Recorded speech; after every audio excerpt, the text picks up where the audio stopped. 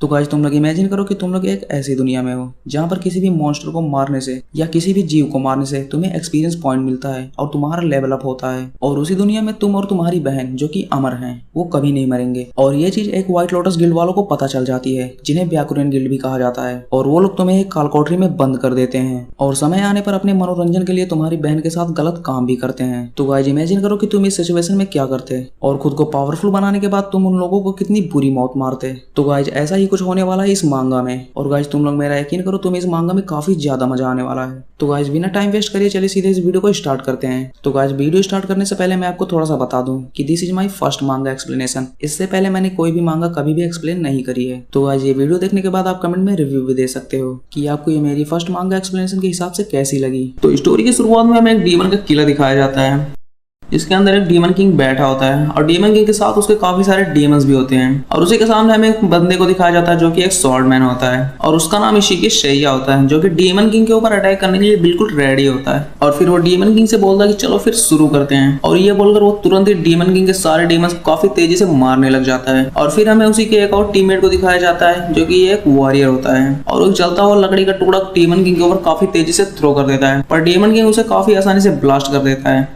और उन दोनों के पीछे उनकी एक और टीममेट होती है जो कि काफी जल्दी से उन दोनों के आगे एक आइस शेड लगा देती है। पर वो ब्लास्ट इतना ज्यादा पावरफुल होता है कि आइस शेड लगने के बाद भी दोनों काफी ज्यादा डैमेज हो जाते हैं। और वो लड़की जिसने कि इन दोनों के आगे आइस शेड लगाई थी उसका नाम सागरी आया होता है। और तभी इन दोनों के पीछे से इनका एक और टीममेट अपेयर होता है जो कि इन दोनों को एक हीलिंग पोशन देता है जिससे दोनों काफी जल्दी हील हो जाते हैं। और फिर ये दोनों अपने एक और टीममेट जिसका नाम हरुतो होता है उससे पूछते हैं, हरुतो तो क्या तुम तैयार हो? और हरुतो सबको थैंक्स बोलकर डीमन किंग के ऊपर अपने स्वॉर्ड से काफी तेजी से अटैक कर देता है जिससे कि डीमन किंग के चिथड़े उड़ जाते हैं। तभी सीन शिफ्ट होता है और हमें शहर का सीन दिखाया जाता है और हमें बताया जाता है कि एस रैंक हंटर गिल्ड ब्याकुरेन ने डीमन गॉड को हरा दिया है। और ये खबर सुनते ही सारे लोग काफी ज्यादा खुश हो जाते हैं। फिर हमें बताया जाता है कि गेट्स एंड मॉन्स्टर को अपेयर हुए लगभग 200 साल हो गए जिसमें 7 सबसे पावरफुल डीमंस थे। और फिर हमें बताया जाता है कि 7 सबसे पावरफुल डीमंस में से एक डीमन को मार दिया गया है। और फिर से हमें शहर का सीन दिखाया जाता है जिसमें एक लड़की न्यूज रिपोर्टिंग कर रही होती है और वो बोलते हैं कि यहाँ हम ब्याकुरेन की गिल्ड के सदस्यों के साथ हैं। और वो न्यूज रिपोर्टर इन लोगों से पूछती है कि आप लोग इतने ज्यादा पावरफुल कैसे बने। और तभी उनमें से हरुतो बोलता है, हम लोग इतने ज्यादा पावरफुल हार्ड ट्रेनिंग करके बने हैं। बट सच्चाई तो कुछ और ही होती है। ये सारे कमीने बिल्कुल झूठ बोल रहे होते हैं जो कि आपको स्टोरी के आगे पता चल ही जाएगा। फिर उनमें से एक बंदा अपने मन में सोचता है, क्या हार्ड ट्रेनिंग करके क्या मजाक है? क्योंकि असल बात तो ये है कि वो लोग हार्ड ट्रेनिंग करके इतने ज्यादा पावरफुल नहीं बने बल्कि सीक्रेट तो कुछ और ही है। तभी सीन शिफ्ट होता है और हमें 2 बंदों को दिखाया जाता है जो कि जंजीर में बंधे होते हैं और वो दोनों एक दूसरे के भाई बहन होते हैं। तभी हमें हरुतो को दिखाया जाता है जो कि मिनोरी शिन और मकोतो शिन से बोलता है,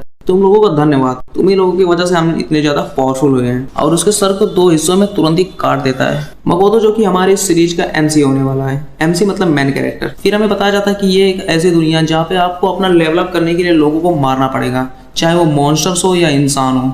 आप दूसरों को मारोगे जितना उतना आपका लेवल अप होता चला जाएगा। पर इस दुनिया में सिर्फ 2 ही लोगों के पास इमोर्टी स्किल है जो कि मिनोरी शिन और मकोतो शिन होते हैं। और इन्हीं दोनों का फायदा उठाकर ये कमीने इनको मार के अपना लेवल अप करते हैं। ये लोग कभी इन दोनों भाई बहनों को पंच से मारते हैं, कभी जला के मारते हैं, तो कभी इन लोग को जहर दे के मारते हैं।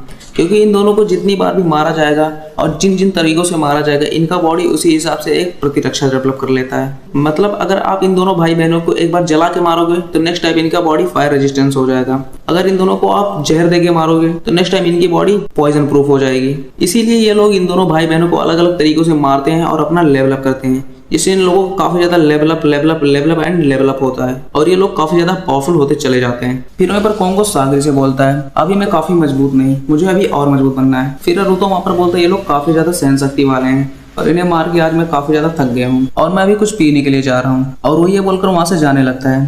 फिर जाते वक्त वो तारो से पूछता है, तारो तुम काफी ज्यादा परेशान लगते हो, लगता है यहाँ पर कुछ गड़बड़ हुई है। फिर शैया तारो से बोलता है, तारो तुम काफी ज्यादा मेहनती हो, जाके थोड़ा इस लड़के के साथ मजे कर लो। और ये बात सुनते ही वो लड़की के पास तुरंत चला जाता है और उसके बाल खींचने लगता है क्योंकि तारो एक साइको टाइप का बंदा होता है बट उसके पास काफी ज्यादा दिमाग होता है। फिर वहां पर खड़ा हरुतो भी अपने मन में सोचता है, मैंने अपने जीवन में सब कुछ किया, बस मैंने अपने जीवन में सिर्फ एक चीज नहीं की, वो है प्रेगनेंसी। क्योंकि हरुतो को भी मकोतो की बहन को देखकर उसकी नीयत बिगड़ जाती है। फिर हरुतो सागरी से बोलता है कि इस लड़की को हेप्नोटाइज कर दो। फिर सागरी मिनोरी को लस्टफुल मैजिक से हेप्नोटाइज कर देती है और ये सब देखकर सैया भी बोलता है कि भाई मुझे भी इसमें शामिल कर लो। और वहीं पर सागरी बोलती कि सारे लड़के साले एक जैसे होते हैं। फिर वहीं पर हरुतो बोलता है कि आज हम इसके सामने इसकी बहन की बलात्कार करेंगे, देखते हैं ये क्या कर लेता है। और वो दोनों मिनोरी को उठाकर उसके साथ अपनी हवस पूरी करने लगते हैं। और ये देखकर मकोतो काफी ज्यादा परेशान और चिल्लाने लगता है कि प्लीज ऐसा मत करो, पर ये कमीने इसकी बात नहीं सुनते और उसकी बहन के साथ ये लोग अपना हवस मिटाते हैं। फिर हरुतो मकोतो को तड़पता देख उसके जंजीरें खोल देता है और सोचता है कि आखिर ये कर क्या लेगा। और जैसे ही मकोतो अपनी बहन को बचाने के लिए आगे बढ़ता है और हरुतो तुरंत ही होली लेंस मैजिक से उसके हाथों में छेद कर देता है और वो तुरंत वहीं पर गिर जाता है और आगे बिल्कुल भी नहीं बढ़ पाता। और ये देखकर हरुतो काफी ज्यादा हंस रहा होता है और वहीं पर हरुतो में बताता है कि ये एक होली लेंस मैजिक है जो कि आग के बिल्कुल डिफरेंट काम करता है, क्योंकि आग से जलने पर तुम्हें काफी ज्यादा तकलीफ होती है और दर्द होता है, पर इस होली लेंस से तुम्हें बिल्कुल भी दर्द और तकलीफ नहीं होगी और ये तुम्हारे जन्म जन्म तक रहेगा। और वहीं पर मकोतो गिड़गिड़ाते हुए बोलता है मैं तुम सबको श्राप देता हूँ। इतना बोलते ही वो अपनी बात फिनिश भी नहीं कर पाता है, तब तक हरुतो अपना स्वाड उसके गले के आर पार कर देता है और बोलता है कि इतनी अच्छी शो के दौरान ये बकवास कर रहा है। और बोलता है कि अगर तुम्हें श्राप देना ही है तो अपने शरीर को दो, क्योंकि ये इमोर्टल स्किल तुम्हारे लिए एक श्राप बराबर है। और ये बोलकर हरुतो अपने टीममेट से बोलता है कि चलो सब लोग अब चलते हैं। और वो लोग बोलते हैं कि कल हम लोग मीडिया में काफी बिजी भी रहेंगे। और वो लोग जाते वक्त एक लोहे के गेट को भी बंद कर देते हैं और वो लोग बोलते हैं कि ये इस लोहे के गेट को कभी नहीं तोड़ पाएगा। फिर हमें मकोतो को दिखाया जाता है जो कि वहीं पर पड़ा होता है और तभी उसकी बहन मिनोरी उसके गर्दन पे एक खंजर से तुरंत ही वार कर देती है और मकोतो कुछ भी समझ नहीं पाता और बोलता है कि तुम ये क्या कर रही हो। मिनोरी मकोतो के गले से चाकू को निकालकर सीधा अपने पेट में भी मार लेती है और बोलती है कि मुझे काफी ज्यादा दर्द हो रहा है पर मैं ऐसा भूलना चाहती हूँ। और मिनोरी बोलती है कि मैं अपने हर शरीर की हर एक कोशिका को मिटा दूंगी। मकोतो मिनोरी से अपने हाथ को काटने के लिए कहता है क्योंकि उसका हाथ एक होली मैजिक से बंधा होता है जिससे वो हिलडुल नहीं पाता है। मिनोरी मकोतो की बात सुनकर मान जाती है और मकोतो का हाथ काट देती है जिससे वो उस होली मैजिक से मुक्त हो जाता है। मिनोरी सब देखकर रोने लगती है और अपने भाई से माफी भी मांगने लगती है, पर मकोतो मिनोरी से बोलता है तुम रो मत, तुम मेरे दिल पर वार करो, मैं अभी रिजर्नेट हो जाऊंगा। ये सुनकर मिनोरी मकोतो की बात मान जाती है और उसके दिल पर सीधा वार करती है जिससे मकोतो तुरंत ही रिजर्नेट हो जाता है और मकोतो को मारने से मिनोरी का एक लेवल अप भी हो जाता है। इस टाइम पर ये दोनों अब डिसाइड करते हैं कि हम दोनों एक दूसरे को मारकर अपना लेवल अप करेंगे और इन कमीनों से बदला लेंगे। और ये दोनों एक दूसरे को मारने का डिसाइड करते हैं और एक दूसरे को मारना स्टार्ट भी कर देते हैं जिससे इनका लेवल अप होता है और इनका लेवल अप होता चला जाता है और ये दोनों एक दूसरे को लगातार मारते जाते हैं जिससे इनका काफी ज्यादा लेवल अप हो जाता है। और फिर लेवल अप करने के बाद ये लोग 9999999 लेवल अप पे चले जाते हैं और लेवल अप करने के बाद ये लोग काफी ज्यादा पावरफुल हो जाते हैं और ये दोनों बोलते हैं कि ये सब हम सिर्फ बदले के लिए कर रहे हैं, हम उन कमीनों से बदला लेंगे। तभी हमें 3 साल पहले का सीन दिखाया जाता है जिसमें तारो एक मॉन्स्टर की हथेलियों को काट और जोड़ रहा होता है और उसके पीछे से हरुतो आ जाता है जो कि तारो को बोलता है तुम काफी ज्यादा मेहनती हो तारो, पर तुम्हें नहीं लगता कि तुम्हें कुछ अच्छा खोजना चाहिए। तारो उसकी बात सुनकर काफी ज्यादा चौंक जाता है और कुछ समझ नहीं पाता है।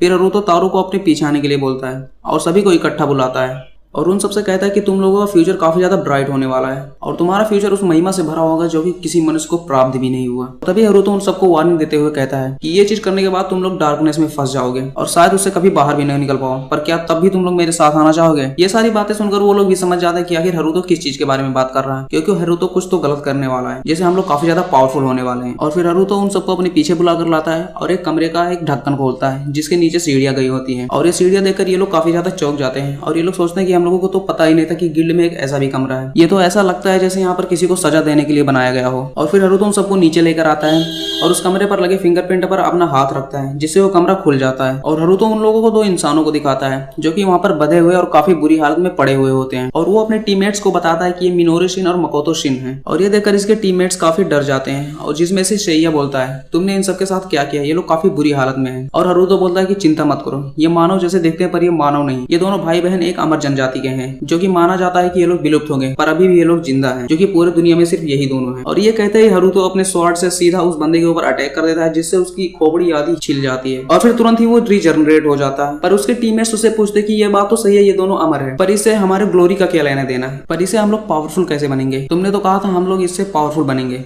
और हरुतो अपना फोन खोलता है और इन लोगों को एक ऐप दिखाता है और वो ऐप आपके शक्तियों के हिसाब से आपको लेवल पे रखेगी। आपके अंदर जितनी शक्तियां होंगी आपको उसी हिसाब से लेवल दिया जाएगा और उसी लेवल को देखकर आपको गिल्ड में लिया जाता है कि आप किस लेवल के हैं। और वो उन लोगों को बताता है कि ब्याकुरन गिल्ड ए लेवल की गिल्ड है और आपको उसमें शामिल होने के लिए मिनिमम आपको 20 लेवल करना होगा और आपको अपना लेवल अप करने के लिए आपको जाके मॉन्स्टर्स को मारना होगा। आप जितने मॉन्स्टर्स को मारेंगे आपका लेवल उतना ज्यादा लेवल अप होता जाएगा और आप मॉन्स्टर्स को मारते समय आपकी जान भी जा सकती है। हम इन दोनों भाई बहनों को मारकर आसानी से अपना लेवल अप कर सकते हैं। हम लोगों को ये करते हुए हमारी जान को कोई खतरा भी नहीं होगा। और वो इतना कहते ही मिनोरी के पेट में सीधा अपने स्वॉर्ड से वार कर देता है, जिससे मिनोरी का पेट आर पार हो जाता है और उससे हयातो का एक लेवल अप हो जाता है। ये देखकर वो लोग काफी ज्यादा चौंक जाते हैं और इतना सुन के कीरा जो कि एक साइको टाइप का बंदा होता है वो उसकी बहन को मारता है, जिससे उसका एक और लेवल अप हो जाता है। और वो ये देखकर काफी ज्यादा खुश हो जाता है और वो हरुतो से पूछता है कि हरुतो मुझे इसके बारे में और ज्यादा बताओ, क्या ये लोग ड्रग्स से मरेंगे, क्या ये लोग पॉइजन से मरेंगे? और वो पूछता कि क्या होगा अगर मैं इनका ब्रेन ही काट दूं, और वो पूछता कि क्या होगा अगर मैं इन्हें कीड़ों को खिला दूं, तो क्या तब भी ये लोग सचमुच नहीं मरेंगे? क्या ये दोनों राक्षस हैं? ये सुनकर उसके टीम मेंबर्स काफी ज्यादा खुश हो जाते हैं और वो लोग बोलते हैं कि ये तो बहुत ही बढ़िया है, हमें अपना लेवल अप करने के लिए किसी भी मॉन्स्टर को मारने की जरूरत ही नहीं, हम सीधा इन्हें मारेंगे और हम लोग काफी ज्यादा पावरफुल होते चले जाएंगे। और वो लोग बोलते हैं इन्हें संभाल के रखना भी काफी ज्यादा आसान है और इनसे हम काफी ज्यादा पावरफुल होते जाएंगे। तभी हमें रनवे का सीन दिखाया जाता है जिसमें ये लोग फ्लाइट से कहीं पर जा रहे होते हैं, पर उसमें से तारो चुपके से पीछे से चला आता है और ये लोग पूछते हैं कि तारो कहाँ गया, जिसमें हरुतो बोलता है कि शायद वो फिर से वहीं पर चला गया। और तारो सचमुच फिर से वापस यहीं पर चला आता है अपना एक्सपेरिमेंट शुरू करने के लिए। और तभी तारो गेट खोलता है और बोलता है कि तुम लोगों को अकेला छोड़ने के लिए मैं माफी चाहता हूँ, देखो मैं वापस आ गया। और तभी तारो देखता है कि ये लोग आपस में एक दूसरे को मार रहे होते हैं। ये देखकर तारो के पैरों के नीचे से जमीन खिसक जाती है और वो उनसे पूछता है कि तुम लोग ये क्या कर रहे हो। और वो उन दोनों को देखकर बोलता है कि कल रात ये दोनों काफी ज्यादा दुबले और पतले थे, आज ये दोनों इतने मोटे और इतने हट्टे कट्टे कैसे हो गए। फिर हमें बताया जाता है कि जब तुम अपने से कम लेवल वाले जीवों को मारते हो तो तुम्हारा लेवल अप काफी कम होता है, और अगर तुम अपने से ज्यादा लेवल वाले जीवों को मारते हो तुम लोगों का लेवल काफी ज्यादा तेजी से अप होगा। और फिर ये दोनों एक दूसरे को फिर से मारना चालू कर देते हैं और एक दूसरे को लगातार मारते जाते हैं। ये देखकर तारो काफी ज्यादा घबरा जाता है और वहीं पर गिर पड़ता है और वो धीरे धीरे पीछे की तरफ खिसकने लगता है और फिर वो तुरंत वहां से भागने लगता है और वहां से जाकर एक इमरजेंसी बटन को दबा देता है, जिससे एक मॉन्स्टर निकलता है जो कि काफी ज्यादा पावरफुल लग रहा होता है। और तारो उन लोगों को बताता है कि ये मेरा मॉन्स्टर है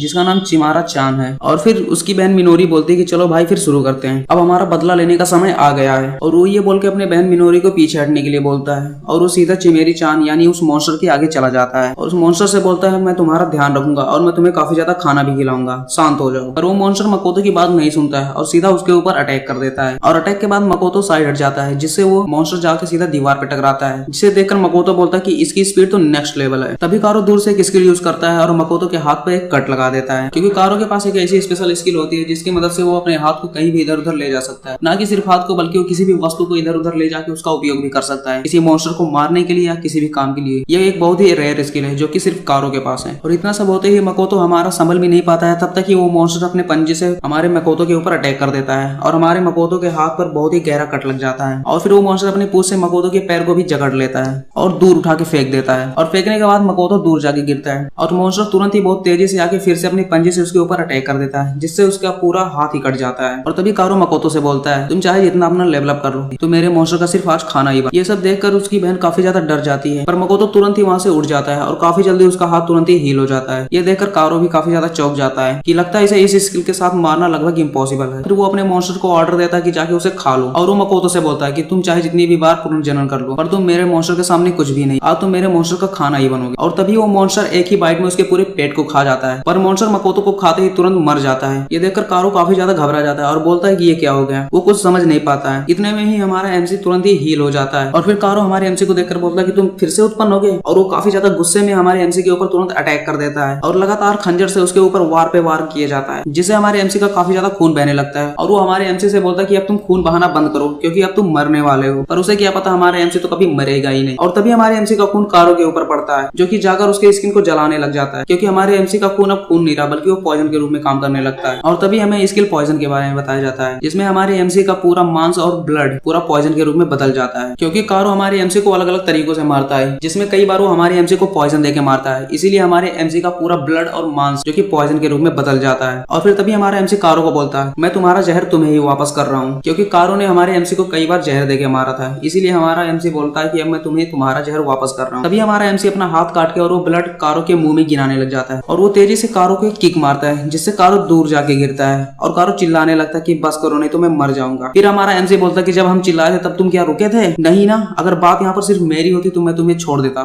पर बात यहाँ पर मेरी बहन की भी है। और हमारा एमसी काफी ज्यादा गुस्सा होता है और उसके मुंह पे पंच मारे जाता है, पर हमारा एमसी सोचता है कि नहीं, इसे इतनी आसानी से नहीं मरने देंगे। और फिर हमारा एमसी उसे स्किल रिजनरेशन से उसे रिजनरेट कर देता है, जिससे वो तुरंत ही हील हो जाता है और उससे बोलता है कि तुमने हमें जितना तड़पाया तुम्हारे लिए इतना काफी नहीं, तुम्हें अभी और भी तड़पना होगा क्योंकि तुमने हमें बहुत ज्यादा तड़पाया। और फिर हमारा एमसी पूछता है कि अगर किसी को चाकू से काटा जाए तब कैसा लगता है, चलो तुम्हें काट कर देखते हैं। और सीधा उसे चाकू से काट देता है। और तभी हमें कर्मा के बारे में बताया जाता है कि कर्मा ही पैक, तुम दूसरों के साथ जैसा करोगे तुम्हारे तुम्हारे साथ भी बिल्कुल वैसा ही होगा। और तभी सीन शिफ्ट होता है और हमें इन लोगों का सीन दिखाया जाता है जिसमें ये लोग वापस आते हुए बात करते हैं कि लगता है तारो इन लोगों के साथ काफी मजे कर रहा होगा और वो कुछ डेटा भी इकट्ठा कर ही रहा होगा। और तभी हरुतो सैया से बोलता है, सैया जाके तारो को बुला लाओ और हम डीमन किंग को हराने की खुशी में कुछ जश्न मनाएंगे। और सैया तारो को बुलाने के लिए वहां से चल देता है, पर जैसे ही सैया नीचे पहुंचता है और देखता है तभी उसके पैरों के नीचे से जमीन खिसक जाती है, क्योंकि सैया देखता है कि एक मॉन्स्टर और तारो दोनों वहां पर मरे पड़े हैं और तारो को वहां पर लटकाया गया है और तारो के शरीर से काफी ज्यादा ब्लड भी गिर रहा होता है। ये देखकर सैया काफी ज्यादा घबरा जाता है। और तभी सीन शिफ्ट होता है और हमें कोंगो चिकारा के बारे में बताया जाता है और लोग उसके बारे में बात कर रहे होते हैं कि ये बहुत ही ज्यादा अच्छा आदमी है, ये अपने लोगों के लिए जान भी दे सकता है, ये अपने टीम मेंबर्स के लिए कुछ भी कर सकता है। पर तभी हमें बताया जाता है कि ये तो वही लोग जानते होंगे जो इसके काफी ज्यादा करीबी हैं, वरना भला कोंगो चिकारा को कौन ही जानता होगा। और फिर कोंगो जहाँ से भी जाता है लोग उसके फैन हो जाते हैं और सभी लोग सोचते हैं कि काश मेरी भी बॉडी कोंगो चिकारा की जैसी होती। और तभी दो लोग आपस में बात कर रहे होते हैं और बोलते हैं कि हम लोग चाहे जितना भी ट्रेनिंग कर लें हम लोग कभी भी कोंगो चिकारा के जैसे नहीं बन सकते। पर कोंगो चिकारा उन लोगों से बोलता है कि नहीं, तुम लोग बन सकते हो, अगर तुम लोग हार्ड ट्रेनिंग करोगे तो तुम लोग मेरे से भी ज्यादा पावरफुल बन सकते हो। फिर हमें एक साल पहले का सीन दिखाया जाता है जिसमें कोंगो चिकारा मिनोरी और मकोतो को मार रहा होता है, जो कि इन दोनों को मारते हुए बोलता है कि इससे अच्छी ट्रेनिंग कोई नहीं है, ऐसे राक्षसों को मारकर अपना लेवल अप करना जो कि राक्षस असल में है ही नहीं। कोंगो चिकारा अपने आप से ही बोलता है, इससे बेहतर ट्रेनिंग कौन सी हो सकती है। ये सब देखकर वो लड़की काफी ज्यादा घबरा जाती है और हमारे एमसी के ऊपर वो तुरंत ही अपने मैजिकल वेपन से पर्पल लाइटनिंग मैजिक का यूज करके तुरंत ही अटैक कर देती है और हमारे एमसी से बोलती है कि तुम चाहे जितने पावरफुल क्यों ना हो पर तुम इस अटैक से नहीं बच पाओगे। पर हमारा एमसी बिल्कुल ही कामली उस अटैक में सर्वाइव कर जाता है और हमारे एमसी को एक खरोच तक नहीं आती। और ये सब देखकर तुम मानो जैसे उस लड़की के प्राण ही सूख गए हो और अपना दूसरा अटैक तुरंत ही हमारे एमसी के ऊपर कर देती है और हमारे एमसी उस अटैक में भी बहुत आसानी से सर्वाइव कर जाता है। और फिर वो लड़की वहां से तुरंत भागने लगती है पर हमारा एमसी बोलता है मैं तुम्हें भागने नहीं दूंगा और वो उस लड़की को पकड़कर उसके सभी साथियों को पकड़कर एक पेड़ पे लटका देता है और उनका सभी जरूरी सामान और उनके कपड़े लेकर वहां से चला आता है। और रास्ते में आते वक्त हमारे एमसी ने उन सबके कपड़े भी पहन लिए थे और हमारा एमसी बोलता है कि मैंने तुम लोगों की जान बख्शी है तो तुम लोग मुझे माफ तो कर ही सकते हो। और फिर जब हमारा एमसी मिनोरी के पास पहुंचता है तो मिनोरी वहां पे जग जाती है और हमारे एमसी से पूछती है कि भाई तुम्हें ये कपड़े कहाँ से मिले। और हमारा एमसी बोलता है कि कुछ दयालु लोगों ने मुझे ये कपड़े दिए हैं। ये सुनकर मिनोरी काफी ज्यादा खुश हो जाती है और तुरंत ही हमारा एमसी अपने बैग में से कुछ कपड़े निकालकर मिनोरी को भी देता है और बोलता है लो मिनोरी ये तुम पहन लो। ये देखकर मिनोरी फिर से काफी ज्यादा खुश हो जाती है और उस कपड़े को तुरंत चेंज कर लेती है। और फिर कपड़ा चेंज करने के बाद ये दोनों वहां से चलने का डिसाइड करते हैं और ये दोनों फिर वहां से चल देते हैं। और चलते चलते हमारा एमसी बोलता है कि अगर हम थोड़ा और आगे चल जाए तो वो लोग हमें नहीं ढूंढ पाएंगे। और ये लोग वहां से थोड़ा और आगे चले जाते हैं और जाकर ये लोग वहां पर एक पत्थर के पास बैठ जाते हैं। हमारा एमसी उसमें से थोड़े से स्नैक निकालकर मिनोरी को देता है और कुछ स्नैक निकालकर खुद भी खा लेता है। और कुछ देर वहां पर आराम करने के बाद हमारा एमसी मिनोरी से बोलता है कि मैं अब शहर जा रहा हूँ, वहां से मैं कुछ जानकारियां इकट्ठा करूंगा और खाने के लिए कुछ सामान भी लेके आऊंगा। ये देखकर हमारी मिनोरी थोड़ी सी उदास भी हो जाती है पर बोलती है भाई ठीक है तुम शहर चले जाओ, मैं यहाँ पर अपना ध्यान भी रखूंगी। और तभी सीन शिफ्ट होता है और हमें शहर का सीन दिखाया जाता है जिसमें हमारा एमसी जो वहां से सामान लेके आया था उसको बेच देता है और अपने आप से बोलता है कि मुझे इतनी उम्मीद भी नहीं थी कि मुझे इन सामान के इतने ज्यादा पैसे मिलेंगे। और वहां से वो पैसे लेकर सीधा एक मॉल में चला जाता है और वहां पे जाके वो कुछ शॉपिंग कर लेता है और शॉपिंग करने के बाद वो बाहर थोड़ी देर बैठ जाता है और हमारा एमसी अपने आप में ये इमेजिन करता है कि मैं उन लोगों को नर्क भेज के ही रहूंगा पर इससे पहले मुझे उनकी कमजोरियां ढूंढनी होंगी। और फिर हमारा एमसी सर ऊपर उठा के देखता है जिसमें ऊपर से एक शिप गुजर रही होती है जिस पर एक डिजिटल बोर्ड लगा होता है और उस बोर्ड से हरुतो बोलता है कि हमारे ब्यागुरेन मेंबर तारो की मृत्यु हो गई है और बोलता है कि तारो हमारा एक बहुत इंपॉर्टेंट साथी था जिसके पास काफी ज्यादा दिमाग था पर उसे किसी ने बहुत ही ज्यादा ब्रूटली मार दिया है और हम उन लोगों को कभी माफ नहीं करेंगे जिन्होंने हमारे तारो को मारा है। ये देखकर वहाँ पर जो जनता खड़ी होती है वो भी काफी ज्यादा पागल हो जाती है और बोलता है कि हाँ हाँ हम भी उन्हें जरूर मारेंगे। और वो लोग वहाँ पर ब्यागुरेन गिल्ड के लिए जय जयकार भी करने लगते हैं। फिर वहाँ पे हरुतो फिर से बोलता है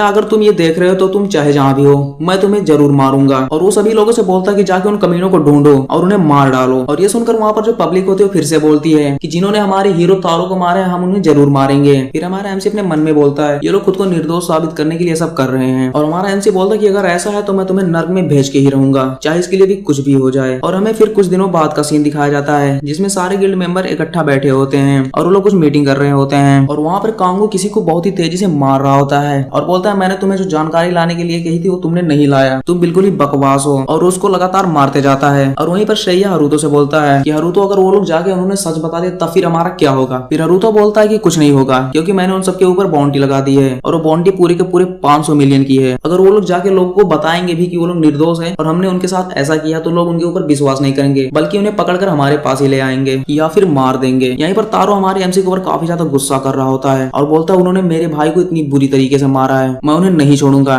मैं उन्हें जरूर मारूंगा। और यहाँ पर तारो इतना ज्यादा गुस्सा होता है कि उसकी आंखों से आंसू भी निकलने लगते हैं। और वहीं पर सागरी बोलती कि वो हम में से सबसे कमजोर हंटर था इसीलिए शायद उन्होंने उसे मारा। इतना सुनकर हमारा कोंगो बिल्कुल ही आउट ऑफ कंट्रोल हो जाता है और बोलता है मैं अपने भाई के बारे में एक भी शब्द गलत नहीं सुन सकता और वो तुरंत ही सागरी के ऊपर अटैक कर देता है और सागरी अपने मैजिक से उसको बांध देती है और सागरी कोंगो से बोलती है तुम शांत हो जाओ और वहाँ पर तुरंत बीच में हरुतो आ जाता है और दोनों को शांत करा देता है। और फिर सागरी बोलती है कि मुझे नहीं लगता कि उन दोनों भाई बहनों से हमें कोई खतरा है क्योंकि वो लोग हमें कभी नहीं मार पाएंगे। और फिर हमें नेक्स्ट सीन दिखाया जाता है जिसमें दीवार पर लिखा होता है कि मैं तुम्हें मार डालूंगा और ये वही दीवार होती है जहाँ पर वो लोग कैद थे, यानी कि जब वो लोग तारो को मार के वहाँ से भाग रहे होते हैं उससे पहले वहाँ पर लिख के जाते हैं कि मैं तुम्हें जरूर मारूंगा। फिर वहाँ पे हरुतो बोलता है कि घबराने की कोई जरूरत नहीं क्योंकि वो चूजे हमारे सामने जरूर आएंगे क्योंकि उन्हें हमसे बदला जो लेना है और वैसे भी पूरा विश्व भी हमारे साथ है क्योंकि उनका फेस बिल्कुल ही पब्लिक हो चुका है और वो लोग हमसे बच नहीं पाएंगे। और वहीं पर कोंगो बोलता है कि ये सब तो ठीक है बट हमें डीमन गॉड से भी सतर्क रहने की जरूरत है क्योंकि वो लोग भी हमारे ऊपर कभी भी अटैक कर सकते हैं। पर वहीं पर हरुतो बोलता है कि तुम घबराओ मत क्योंकि हम दुनिया के हीरो हैं और हम इतने कमजोर नहीं कि हमें कोई भी आगे इतनी आसानी से मार के चला जाएगा। और हरुतो वहीं पर बोलता है कि चलो आज के काम को खत्म करो और सब लोग आराम करने जाओ। पर हमारा कोंगो वहीं पर काफी गुस्सा होता है और अपने सर पे हाथ रख के वो सोचता है कि मैं उन्हें जरूर ढूंढ लूंगा और उन्हें ढूंढ के बहुत ही बुरी मौत मारूंगा। और फिर सीन शिफ्ट होता है और हमें हमारे एमसी का सीन दिखाया जाता है जहाँ पर हमारा एमसी तुरंत ही सो के उठ गया होता है और वो दोनों एक दूसरे को गुड मॉर्निंग बोलते हैं। गुड मॉर्निंग बोलने के बाद वो दोनों नाश्ता करते हैं और बोलते हैं कि हमें एक जगह पर ज्यादा देर नहीं रुकना चाहिए और अब हमें यहाँ से आगे बढ़ना चाहिए। और वो दोनों तुरंत ही अपना सामान पैक करते हैं और वहाँ से आगे बढ़ देते हैं। और तभी हमारे एमसी बैग में से एक मास्क निकालता है और एक मास्क खुद लगा लेता है और एक मास्क मिनोरी को दे देता है। एमसी बोलता है ठीक है फिर चलो यहाँ से चलते हैं क्योंकि एक जगह पर ज्यादा देर रुकना सुरक्षित नहीं है। पर मिनोरी वहाँ पे पूछती कि भाई आखिर हम जाएंगे कहाँ, हमारी कोई डेस्टिनेशन है या नहीं है। तभी हमारा एमसी बताता कि हाँ हमारी एक डेस्टिनेशन है और वो है एक डंजन। और फिर हमें यहाँ पर थोड़ा सा डंजन के बारे में बताया जाता है कि डंजन वास्तविक दुनिया से बिल्कुल अलग होती है और यहाँ पर नॉर्मल दुनिया की जो रूल्स होते हैं वो यहाँ पे अप्लाई नहीं होते हैं और ये काफी जटिल और काफी खतरनाक जगह होती है। यहाँ पर नॉर्मल लोगों को पैर रखने की भी इजाजत नहीं होती है। और तभी हमें नेक्स्ट सीन दिखाया जाता है जिसमें हमारे एमसी बोलता है कि हमने जो बुक खरीदी थी उसके हिसाब से तो डंजन यही कहीं होना चाहिए। और फिर तभी हमारे एमसी को फाइनली डंजन वो दिख भी जाता है। और डंजन में एंट्री लेने से पहले हमारी मिनोरी थोड़ी सी घबरा, पर हमारा एमसी बोलता है कुछ नहीं होगा, मैं तुम्हारे हमेशा साथ रहूंगा और तुम्हें कुछ भी नहीं होने। और वो दोनों एक दूसरे का हाथ पकड़ के उस डंजन में एंट्री कर देते हैं। और जैसे वो दोनों उस डंजन में एंट्री करते हैं वो देखते हैं वहाँ का नजारा बिल्कुल अद्भुत होता है और वहाँ पर पॉइजन भी काफी ज्यादा फैला हुआ होता है और वहाँ पर बहुत गंदी बदबू भी आ रही होती है। और वहाँ पर हमारा एमसी अपने बैग को अपने कंधे से उतार रहा होता है और उसे एक पेड़ में टांगने के लिए आगे बढ़ ही रहा था कि उसका पैर एक बेल के वाइंस पे पड़ जाता है और वो वाइंस तुरंत ही एक्टिवेट हो जाती हैं और वो अपनी सीट को फेंक कर हमारे एमसी का सर ही छेद कर देती है। ये देखकर हमारा एमसी बोलता है यहाँ पे तो खतरा ही खतरा है और हमें काफी ज्यादा सतर्क रहना होगा। उनके सामने से तभी दो मॉन्स्टर्स आ जाते हैं जो कि वॉल्फ मॉन्स्टर होते हैं, जिनमें से एक मॉन्स्टर हमारे एमसी पे अटैक करने के लिए आगे बढ़ता है पर हमारे एमसी उनसे डबल स्पीड से उस मॉन्स्टर पर ही अटैक कर देता है और तेजी से इतना पंच मारता है। पर हमारे एमसी का पंच इतना ज्यादा फास्ट होता है कि उससे उसका गला ही कट जाता है और वो मॉन्स्टर तुरंत ही वहाँ पे मर जाता है। पर इतने में ही हमारा एमसी संभल भी नहीं पाता कि दूसरा मॉन्स्टर तभी हमारे एमसी का आधा शरीर ही खा लेता है। पर हमारा एमसी तुरंत ही वापस से ही हील हो जाता है और उसका बॉडी पार्ट तुरंत ही रिजनरेट हो जाता है और वो मॉन्स्टर हमारे एमसी के ऊपर दोबारा से ही अटैक कर देता है। और हमारा एमसी उसकी स्पीड देखकर बोलता है इसकी स्पीड तो नेक्स्ट लेवल है और ये अबे और चिमेरा चान मॉन्स्टर से भी काफी ज्यादा पावरफुल है। और तभी हमारी मिनोरी हमारे एमसी के ऊपर एक जादू करती है जिससे उसका कटा हुआ जो हाथ होता है वो तुरंत से ही मूव करने लगता है, जिससे हमारे एमसी का हाथ सीधा मॉन्स्टर के गलफड़ों को पकड़ लेता है और उसे काफी तेजी से ऊपर और नीचे की तरफ खींचता है, जिससे वो मॉन्स्टर पागल ही हो जाता है और वहाँ पर वो तुरंत गिर जाता है। और फिर वो मॉन्स्टर संभल भी नहीं पाता और तुरंत ही हमारा एमसी उसके ऊपर अटैक कर देता है और उसका भी काम वहीं पे तमाम कर देता है। और हमारा एमसी बोलता है ये हैंड मूवमेंट टेक्निक तो काफी ज्यादा यूजफुल है, इसका यूज हम काफी लड़ाइयों में कर सकते हैं। फिर हमें उनके भागने के 1 महीने के बाद का सीन दिखाया जाता है जिसमें किसी डंजन में कोंगो कुछ डीमन से फाइट कर रहा होता है और उसके साथ उसके टीम मेंबर्स भी होते हैं, जिसमें हमें दिखाया जाता है कि कोंगो एक मॉन्स्टर को पकड़कर उसका पंख ही फाड़ देता है जिससे उसका एक लेवल अप भी हो जाता है। फिर हमें नेक्स्ट सीन दिखाया जाता है जिसमें कोंगो और उसके मेंबर्स वहाँ पर आग जलाए होते हैं और वो लोग मॉन्स्टर का मांस पकाकर वहाँ पर खा रहे होते हैं। और फिर वहाँ पर एक बंदा बोलता है कि मैंने कुछ दिनों पहले अपने एक दोस्त से सुनी थी कि ये कोई मास्क मैन है जो कि काफी ज्यादा पावरफुल है और वो बताता है कि मेरा वो दोस्त एक पॉइजन डंजन को क्लियर करने के लिए गया था जहाँ पर उसने उस मास्क मैन को देखा था और उस मास्क मैन ने अपने हाथों से उस मॉन्स्टर का गला काट दिया। वहीं पर एक दूसरा बंदा उसे सवाल करता है और पूछता है कि पॉइजन स्नेक तो ए लेवल के मॉन्स्टर्स होते हैं जो कि काफी ज्यादा पॉइजनस होते हैं और उनका पॉइजन इतना ज्यादा खतरनाक होता है कि उससे तो एक माउंटेन एलिफेंट भी मर जाएगा। और वहीं पर दूसरा बंदा बोलता है कि ये काम तो सिर्फ हमारे कोंगो चिकारा ही कर सकते हैं, उनके अलावा किसी में इतना दम ही नहीं कि ये काम करके दिखा दे। और वहीं पर कोंगो बोलता है कि नहीं, ऐसा भी हो सकता है, ये दुनिया बहुत बड़ी है और मुझसे पावरफुल लोग भी दुनिया में हो सकते हैं, इसमें कोई आश्चर्यजनक। पर अगर उस बंदे ने एक पॉइजन स्नेक को अपने हाथों से हरा दिया तो मैं उसे मिलना चाहूंगा और शायद मुझे लगता है वो भी डंजन में ही होगा। तो इतना बोलते वो लोग वहां से चल देते हैं। पर चलते वक्त वहां पर एक बंदा बोलता है कि वो जहरीला एरिया तो एक प्रतिबंधित एरिया है और वहां पर जाना हम लोगों के लिए सही नहीं होगा। तुरंत ही कोंगो उसके फेस पे एक पंच मारता है जिससे उसके दांत ही टूट जाते हैं और बहुत सारा ब्लड उसके मुंह से निकल जाता है। और पूछता है कि किसी का कोई सवाल हो तो बताओ, क्योंकि अब हम तुरंत वहाँ पर जा रहे हैं। और जाते वक्त कॉन्गो चिकारा अपने मन में सोचता है कि एक ऐसा आदमी जिसने कि अपने हाथों से उसको हरा दिया, उससे मिलना तो काफी इंटरेस्टिंग होगा। फिर हमें नेक्स्ट सीन पॉइजन दलदल का दिखाया जाता है और वहीं पर हमें मिनोरी और मकोतो को दिखाया जाता है और वो लोग देखते हैं कि वहाँ पे एक डंजन खुल रहा होता है, जिसे देखकर मिनोरी बोलते हैं भाई लगता है यहाँ पर कुछ गलत होने वाला है, जिसमें हमारा एमसी देखता है कि उसमें से कॉन्गो चिकारा बाहर निकल रहा होता है। इसे देखकर हमारी मिनोरी काफी ज्यादा डर जाती है, पर हमारा एमसी वहाँ पर बोलता है शांत हो जाओ, अब सब ठीक है, क्योंकि अब हम पहले जैसी नहीं रहे, अब हम मजबूत हो चुके हैं और ये बदला लेने का बिल्कुल परफेक्ट टाइम है। और हमें डरना भी क्यों, क्योंकि हमारी खासियत तो ऐसी है कि हम कभी मरते ही नहीं, हम इमोर्टल हैं। ये बोलकर हमारे एमसी वहां से कॉन्गो चिकारा की तरफ चल देता है और वहां पर कॉन्गो चिकारा को काफी पास चला जाता है और वहां पर वो विजन इनहेंसमेंट मैजिक का यूज करता है, जिससे वो कॉन्गो चिकारा को बिल्कुल परफेक्टली देख लेता है। और हमारे एमसी कॉन्गो चिकारा को देख रहा होता है और सोचता है कि वो पोर्टल के काफी नजदीक है। और हमारे एमसी कॉन्गो चिकारा को देख रहा होता है कि वो अपने बगल में एक पिग मॉन्स्टर को देखता है और हमारे एमसी अपनी उंगली में थोड़ा सा कट लगाता है, जिससे ब्लड निकलने लगता है और वो ब्लड मॉन्स्टर में थोड़ा थोड़ा इंजेक्ट कर देता है, जिससे वो उनको हिप्नोटाइज कर लेता है।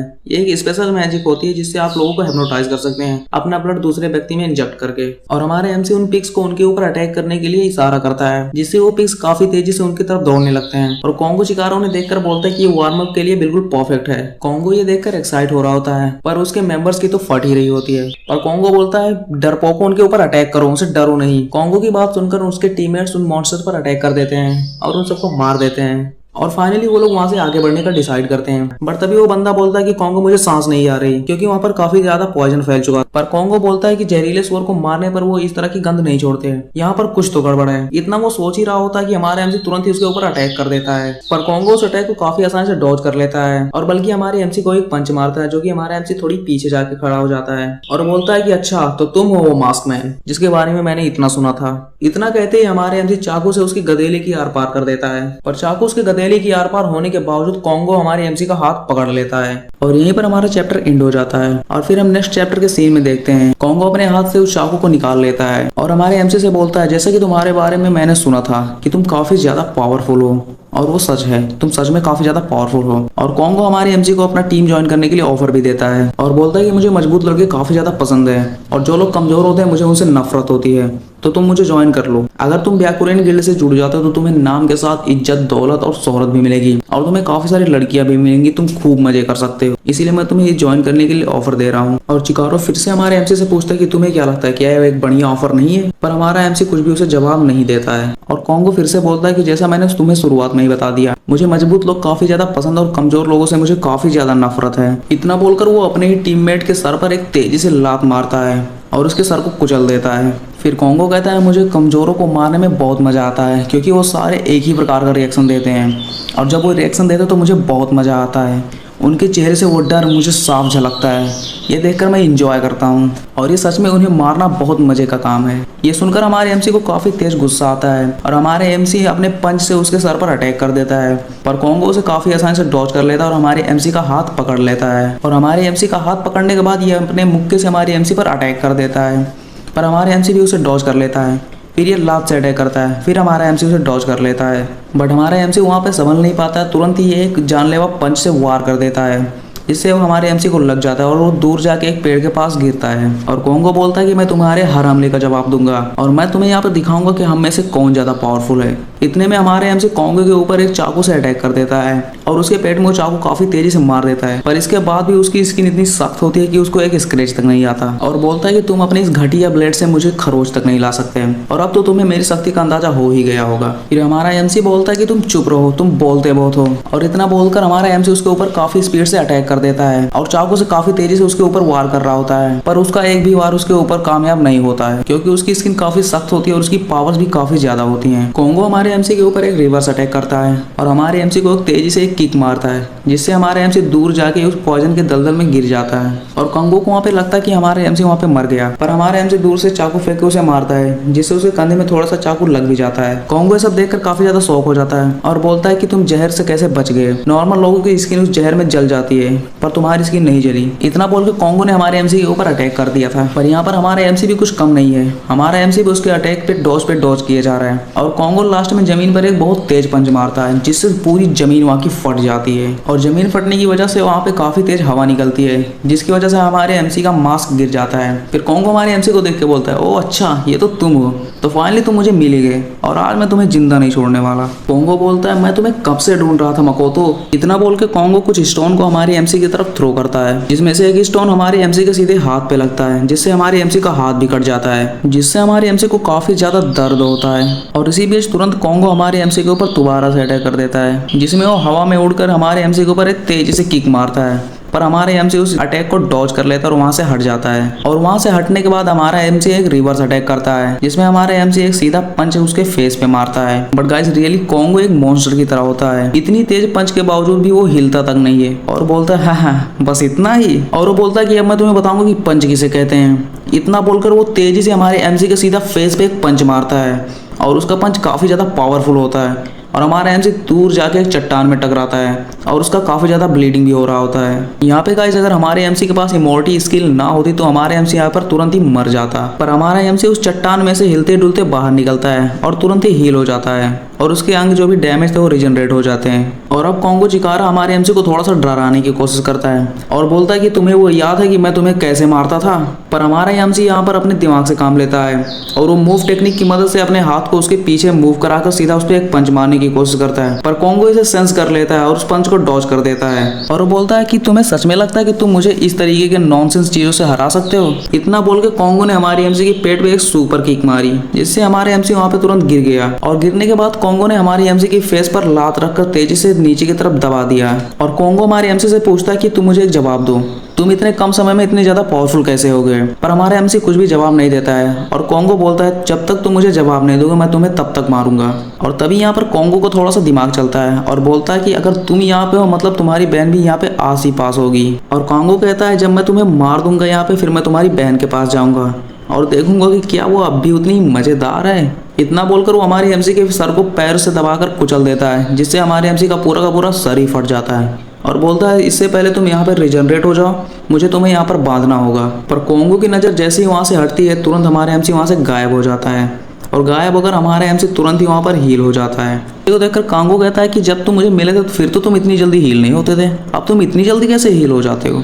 कुछ तो गड़बड़ है दया, कुछ तो गड़बड़ है। और वहाँ दूर खड़ा एमसी तुरंत ही वहाँ से गायब होकर सीधा कॉन्गो के पास आ जाता है और उसे तेजी से पंच मारता है। पर कॉन्गो भी इधर से पंच मारता है और दोनों का पंच टकरा जाता है। पर हमारे एमसी की उंगलियां बिल्कुल टूट जाती हैं, पर कॉन्गो को कुछ नहीं होता क्योंकि वो काफ़ी ज़्यादा पावरफुल होता है। और कॉन्गो बोलता है हाँ तुम पहले से तेज भी हो गए हो, पर तुम अधिक शक्तिशाली के सामने शक्तिशाली नहीं बन सकते। इतना कहकर वो हमारे एमसी के हाथ पर एक पे एक पंच मारता है, जिससे हमारे एमसी का दोनों हाथ कट जाता है। और कॉन्गो बोला कि तुम कितने बेवकूफ हो, तुम खाली रीजनरेशन पावर की मदद से तुम मुझसे लड़ने आए हो। फिर वहीं पर हमारे एमसी ने एक डार्क स्माइल किया, जिसे देखकर कॉन्गो वहीं पर काफी ज्यादा चौंक गया। फिर एमसी ने कहा मुझे इसीलिए खुशी है कि तुम इतने ज्यादा बेवकूफ हो। और हमारे एमसी का जितना भी कटा हुआ पार्ट होता है वो मूव करने लगता है और कॉन्गो पर एक पे एक अटैक करने लगता है। ये देखकर कॉन्गो बोलता है कि तुम निहायत ही बेवकूफ हो, हमें लगता है कि तुम इन पिद्दी अटैक से मुझे डैमेज दे सकते हो। बट कॉन्गो को क्या पता, ये तो सिर्फ ध्यान भटकाने के लिए था, क्योंकि जैसे ही कॉन्गो का ध्यान भटका हमारे एमसी ने तुरंत ही उसका हाथ ही काट दिया।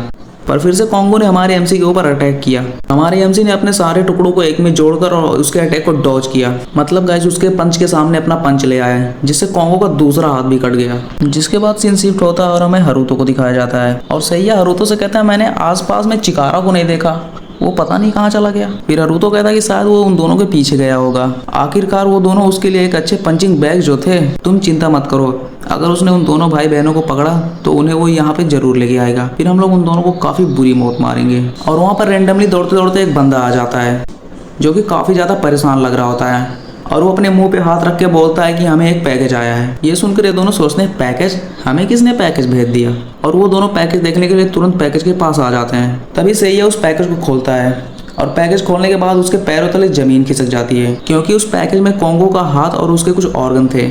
ये देखकर ये सब काफी ज्यादा परेशान हो जाते हैं और बोलते हैं कि ये नकली नहीं बल्कि असली चिकारा का हाथ है। पर चिकारा को हराना इतना आसान नहीं है, आखिर इसे हराया किसने होगा। पर ये लोग यहाँ पर समझ चुके थे कि हमारे मेंबर्स को मारकर उसको ब्रूटली उसके हाथों को काट कर हम तक भेजना मतलब वो उन्हीं दोनों भाई बहनों का काम है। और हरुतो वहीं पर कहता है कि भले ही तारो हम लोगों में से सबसे कमजोर था, पर वो एक आम हंटर के मुकाबले काफी ज्यादा मजबूत था। और उसके बाद चिकारा जो कि विश्व में सबसे शक्तिशाली योद्धाओं में से एक था, मतलब जाहिर सी बात है वो दोनों भाई बहन काफी ज्यादा मजबूत हो गए हैं। पर आखिर वो दोनों भाई बहन इतने ज्यादा मजबूत कैसे हो गए, क्योंकि कोई ऐसा तरीका नहीं जिससे वो दोनों इतने जल्दी मजबूत हो जाएं। फिर वहीं पर हरुतो इसका जवाब देता है। हरुतो सैया से पूछता है, सैया तुम बताओ हम लोग इतने ज्यादा पावरफुल कैसे बने। सैया बोलता है, हम उनको मार कर बने। हमने उन्हें एक के बाद एक लगातार मारा, जिससे हमें काफी ज्यादा एक्सपी मिले, जिससे हमारा लेवल अप काफी तेजी से हो गया। फिर हरुतो उन्हें बताता है कि वो दोनों लगातार एक दूसरे को मारते गए, जिससे वो दोनों काफी ज्यादा पावरफुल बन गए। ये सब सुनकर और ये सब देखकर तो सैया का सर ही फटा जा रहा था। ये देखकर सागरी आया सैया के ऊपर मैजिक करती है, जिसके उसका दिमाग शांत हो जाता है और सागरी आया भी वहां से कुछ देर बाद चली जाती है। पर हरुतो वापस से उस पैकेज के पास जाता है और चिकारा के हाथ को उठाकर डस्टबिन में फेंकने लगता है। तभी उसमें से एक आंख बाहर गिर जाती है और वो तुरंत ही देख के समझ जाता है कि कोई हमें देख रहा है। तुरंत ही उस आंख को अपने लात से कुचल देता है। तो गाइस मैंने कहीं कहीं पर पैर को लात बोल दिया है, तो आप लोग थोड़ा उतना मैनेज कर लेना यार। और बोलते बोलते मेरा देखिए गला भी बैठ चुका है अब। नेक्स्ट सीन हमें शहर का दिखाया जाता है, जहाँ पर हमारा एमसी खड़ा होता है और सोच रहा होता है मुझे उनके बारे में और भी ज्यादा जानकारी इकट्ठा करनी थी, पर मैं मिनोरी के बारे में चिंतित हूँ, इसलिए मुझे वापस जाना होगा। पर वहाँ से वापस जाने से पहले हमारा एमसी एक जादू की दुकान पे जाता है और वहाँ से वो अपने कपड़ों में सेफ मेमोरी मैजिक को भर लेता है, जिससे अगर उसके कपड़े फट भी जाते हैं तो ऑटोमेटिक हील हो जाएंगे, जैसा कि हमारे एमसी की बॉडी हील होती है। और फिर एमसी मिनोरी के लिए वहाँ से कुछ टॉय लेता है और वहाँ से फिर चल देता है। पर जाते वक्त वो रास्ते में दो लोगों को देखता है जो कि एक जवान लड़की को फॉलो कर रहे होते हैं, और वो तुरंत ही उनके पीछे चला जाता है और बोलता है कि मैं तुम जैसे लोगों को अनदेखा नहीं कर सकता, तुम लोगों को मजा चखाना बहुत जरूरी है। में से एक बोलता है तुम क्या बकवास कर रहे हो। इतने में हमारे एमसी दोनों के मुंह पे एक एक पंच मारता है और बोलता है कि कुछ कारण तो जरूर होगा जिससे तुम लोग इसका पीछा कर रहे हो। फिर एमसी उस लड़की की तरफ देखता है और देखकर काफी ज्यादा शॉक हो जाता है। बोलता है मिनोरी ये तो तुम हो, क्योंकि वो लड़की बिल्कुल हूबहू मिनोरी की तरह दिखती है, बट वो मिनोरी नहीं होती। यह भी हमें स्टोरी में आगे पता चल ही जाएगा। वो लड़की मिनोरी की एक क्लोन होती है। नेक्स्ट सीन हम जंगल का देखते हैं, जहाँ पर मिनोरी बैठकर अपने बड़े भाई का इंतजार कर रही थी। फिर एमसी वहाँ पर उस लड़की के साथ पहुंच जाता है जो कि मिनोरी की एक क्लोन होती है। इस टाइम पर मिनोरी काफी ज्यादा खुश हो गई है, बट उसने देखा कि उसके भाई के साथ एक और लड़की भी है और उसने पूछा कि भाई ये कौन है तुम्हारे साथ। एमसी बोलता है मिनोरी तुम शांत हो जाओ। मिनोरी उस लड़की का फेस देखती है और वो बिल्कुल हूबहू मिनोरी की तरह ही दिखती है और मिनोरी काफी ज्यादा शॉक भी हो गई। यहीं पर हमारा चैप्टर खत्म हो जाता है और हमें नेक्स्ट चैप्टर में थोड़ा इशिकी सैया के बारे में बताया जाता है। इशिकी सैया एक एस लेवल का सबसे पावरफुल स्वॉर्डमैन है और ये देखने में भी काफी हैंडसम है, इसलिए लड़कियां इससे काफी अट्रैक्ट भी होती हैं और इसे व्हाइट लोटस गिल्ड का मूड मेकर भी कहते हैं। बट गाइस अगर मैं आपको असल में बताऊं तो सैया बहुत कमीना आदमी है। एक बार की बात है वो कुछ लड़कियों के साथ पार्टी कर रहा होता है, जहाँ पे गलती से एक लड़की के हाथ से वाइन गिर गई थी। इसके लिए सैया ने उसके मुंह पे काफी तेज पंच मारी, जिससे वो लड़की बेचारी काफी ज्यादा डैमेज भी हो गई और उसके मुंह से काफी ज्यादा ब्लड भी गिरने लगा। और फिर नेक्स्ट सीन में हमें थोड़ा सा पुराना सीन दिखाया गया। सैया मिनोरी को मार रहा था। ये देखकर हमारे एमसी को काफी तकलीफ हो रही थी और वो अपनी बहन को ना मारने के लिए उससे गुजारिश करता है, पर सैया हमारे एमसी के मुंह में तलवार डालकर उसका गलफड़ा ही फाड़ देता है और उसने एमसी की बहन को खूब टॉर्चर किया जब तक कि उसका मन ना भर गया। और फिर नेक्स्ट सीन में हमें दिखाया जाता है कि वो गाना गाते हुए वहां से गुजर रहा था।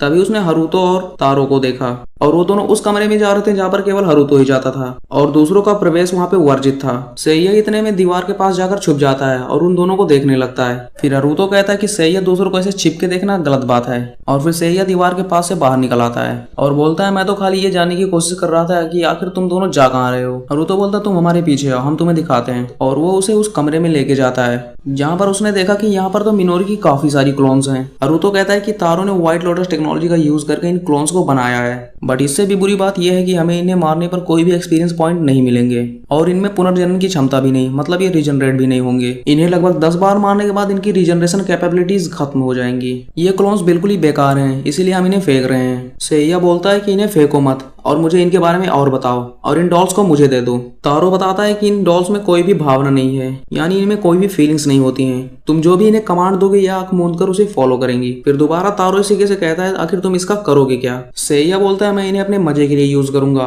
और इनके साथ खूब मजे करूंगा। ये देखकर हरुतो अपने मन में कहता है सैया सच में हम में से सबसे ज्यादा बुरा है। सीन शिफ्ट होता है और हमें एमसी और उसकी बहन का सीन दिखाया जाता है जो कि क्लोन से बात कर रहे हैं। क्लोन उन्हें बताते हैं कि लगभग इस समय 1 दर्जन से भी ज्यादा क्लोन्स सैया के हाथों में हैं। हमारा एमसी कहता है कि तुम बोल रही थी क्लोन्स में फीलिंग नहीं होती, बट मुझे लगता है कि तुम में कुछ इमोशंस हैं, ऐसा क्यों। क्लोन बोलती है मुझे नहीं पता, पर मैंने आप दोनों को एक दिन टेलीविजन पे देखा और आप दोनों को देखने के तुरंत बाद मैंने अपने अंदर कुछ इमोशंस भी फील किए और मुझे सैया के प्रति नफरत हो गई और मैं उस हवेली से भाग आई। एमसी अपने बहन से बोलता है कि शायद हम सैया को मारने के लिए क्लोन्स का यूज कर सकते हैं, क्योंकि उसे नहीं पता कि क्लोन्स में भी भावनाएं होती हैं और वो क्लोन से बिल्कुल भी सतर्क नहीं रहता है। पर मिनोरी बोलते कि भाई अगर उन्हें पता चल गया फिर क्या होगा। एमसी बोलता क्या होगा, वो लोग मारी जाएंगे और क्या। इतने में मिनोरी को काफी तेज गुस्सा आता है और अपने भाई के गाल पर एक तेजी से एक चाटा मारती है और बोलती है कि भले ही उन्हें जन्म लेने का अधिकार नहीं था पर उन्हें जिंदा रहने का पूरा अधिकार है। वो मेरी कोशिकाओं से बनी है, इसलिए वो मेरी छोटी बहनों की तरह है और अगर तुम्हारी छोटी बहन होती तो क्या तुम उसकी मदद नहीं करते।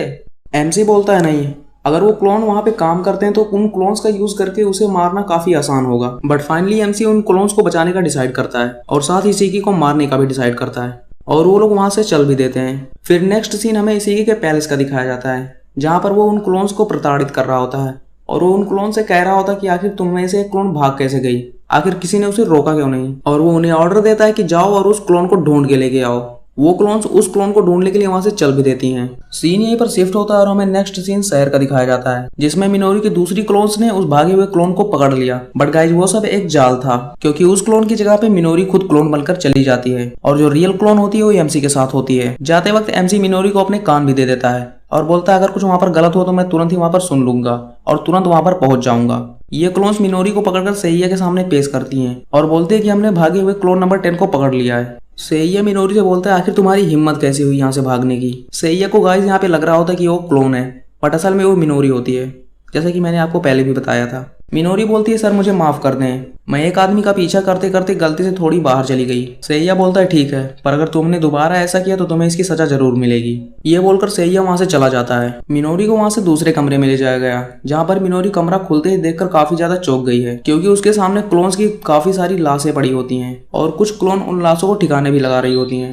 और मिनोरी उन क्लोन से बोलती है कि इससे पहले वो हमें देख ले हमें यहाँ से भाग जाना चाहिए। क्लोन्स उससे सवाल करते हैं कि हमें यहाँ से भागना ही क्यों है, आखिर यहाँ पर गड़बड़ क्या है, मालिक की सेवा करना तो हमारा कर्तव्य है। मिनोरी बोलती है तुम लोग यहाँ पर खुश नहीं रह सकती। मिनोरी के पास खड़ी दूसरी क्लोन से पूछती है कि खुशी क्या होती है, क्योंकि गाइस उन क्लोन्स में कोई भी फीलिंग और इमोशन नहीं होते हैं, इसीलिए उन्हें पता ही नहीं होता कि खुशी आखिर होता क्या है। बट वो क्लोन्स मिनोरी की बात इनकार कर देती हैं और वहां से भागने के लिए मना कर देती हैं। ये सब सुनकर हमारे एमसी भी काफी तेज गुस्सा हो जाता है और पेड़ पर अपना हाथ पटकता है। मिनोरी उन क्लोन्स को फिर से काफी ज्यादा समझाने की कोशिश करती है, बट उन क्लोन्स को कुछ भी समझ में नहीं आ रहा होता है। इतने में ही वहां पर सैया पहुंच चुका था और वो मिनोरी से बोलता है कि आखिर तुम्हें बोलने के लिए परमिशन किसने दी। ये बोलकर एक तेज रैप्टा हमारी मिनोरी के कान पे जड़ देता है। मिनोरी गुस्से में उसे तिरछी नजरों से देखती है। सैया बोलता है आखिर तुम्हारी हिम्मत कैसी हुई मुझे इस तरह देखने की। ये बोलकर सैया उसके ऊपर अटैक करने वाला होता है, तभी दूसरी क्लोन बोलती है सर प्लीज रुक जाइए, पर सैया मिनोरी को छोड़कर उस क्लोन पे अटैक कर देता है, पर उसके सामने मिनोरी आ जाती है। यह देखकर सैया काफी ज्यादा शॉक हो जाता है और बोलता है कि इनमें तो कोई इमोशन ही नहीं था, फिर ये एक दूसरे की मदद कैसे कर रही है। फिर वो दोबारा से हमारे मिनोरी के ऊपर अटैक करता है और मिनोरी के ब्लड को चाटने लगता है और मिनोरी के ब्लड को चाटने के बाद ये समझ जाता है कि ये मिनोरी है और बोलता है कि मिनोरी मुझे पता चल गया ये तुम हो। एमसी भी हमारा यह सब सुन रहा होता है और एमसी बोलता है कि सैया को पता चल गया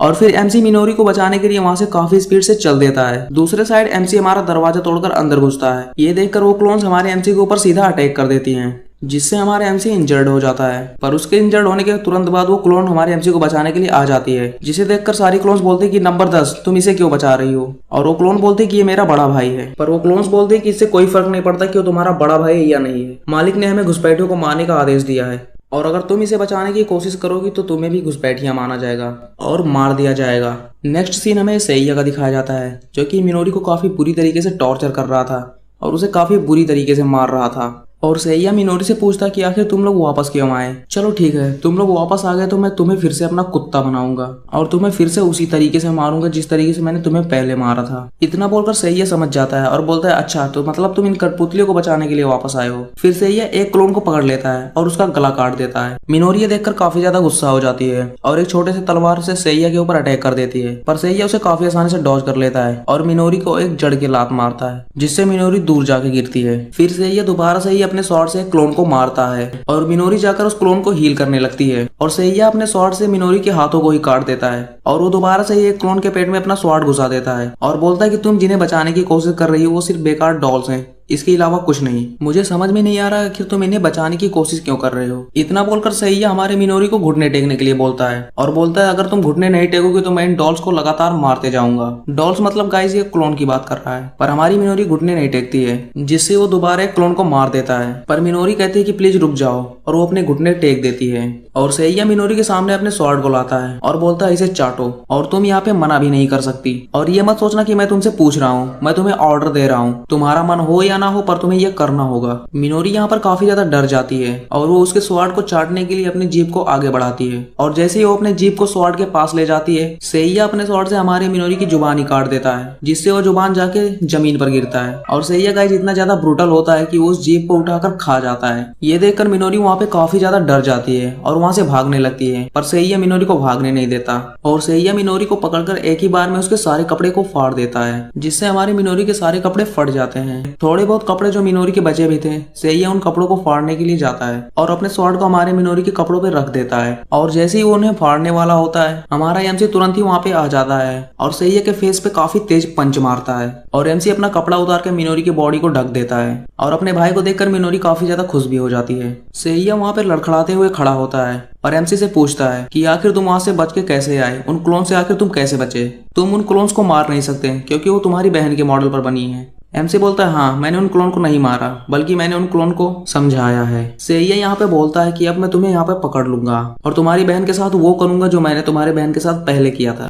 ये सुनकर हमारे एमसी को काफी तेज गुस्सा आ जाता है और वो सैया के ऊपर अटैक कर देता है, पर सैया उस अटैक के बीच में अपने स्वॉर्ड को ले आता है और उस अटैक को डॉज कर लेता है और फिर सैया लाइटनिंग फ्लैश टेक्निक का यूज करता है, जिससे काफी तेजी से वो हमारे एमसी का हाथ ही काट देता है और हमारे एमसी यहाँ पे मूव टेक्निक का यूज करता है और सैया को काफी तेज पंच मारता है, जिससे सैया दीवार तोड़ के सीधे जाके हॉल में गिरता है और उस हॉल में मिनोरी की काफी सारी क्लोन्स भी हैं और सैया उन क्लोन से बोलता है कि मुझे प्रोटेक्ट करो और इसके ऊपर अटैक करो और वो क्लोन सैया की बात मानती है और कुछ उसे प्रोटेक्ट करती है और कुछ हमारे एमसी के ऊपर अटैक कर देती हैं। हमारा एमसी उसके अटैक को डॉज कर रहा होता है और हमारा एमसी जैसे एक क्लोन को हिट करने चलता है, उसे तुरंत उसकी बहन का चेहरा याद आ जाता है और वो उन क्लोन्स में अपने बहन को देखता है, इसलिए वो उन क्लोन्स को नहीं मारता है, पर वो क्लोन्स मिनोरी के ऊपर अटैक कर देती हैं और उसे स्वॉर्ड से काफी ज्यादा इंजर्ड भी कर देती हैं और कुछ क्लोन्स हमारे एमसी को भी पकड़ लेती हैं। इतने में सैया हमारे एमसी के पीछे आ जाता है और स्वॉर्ड को एमसी के आर पार कर देता है। तो गाइस हमारे एमसी के पास इमॉर्टल स्किल होने के कारण वो नहीं मरता है और वो दूर जाके खड़ा हो जाता है। फिर सैया हमारे एमसी के ऊपर अटैक करता है, पर वो सारे उसके अटैक को डॉज करता है। सैया बोलता है कि तुम भाग क्यों रहे हो,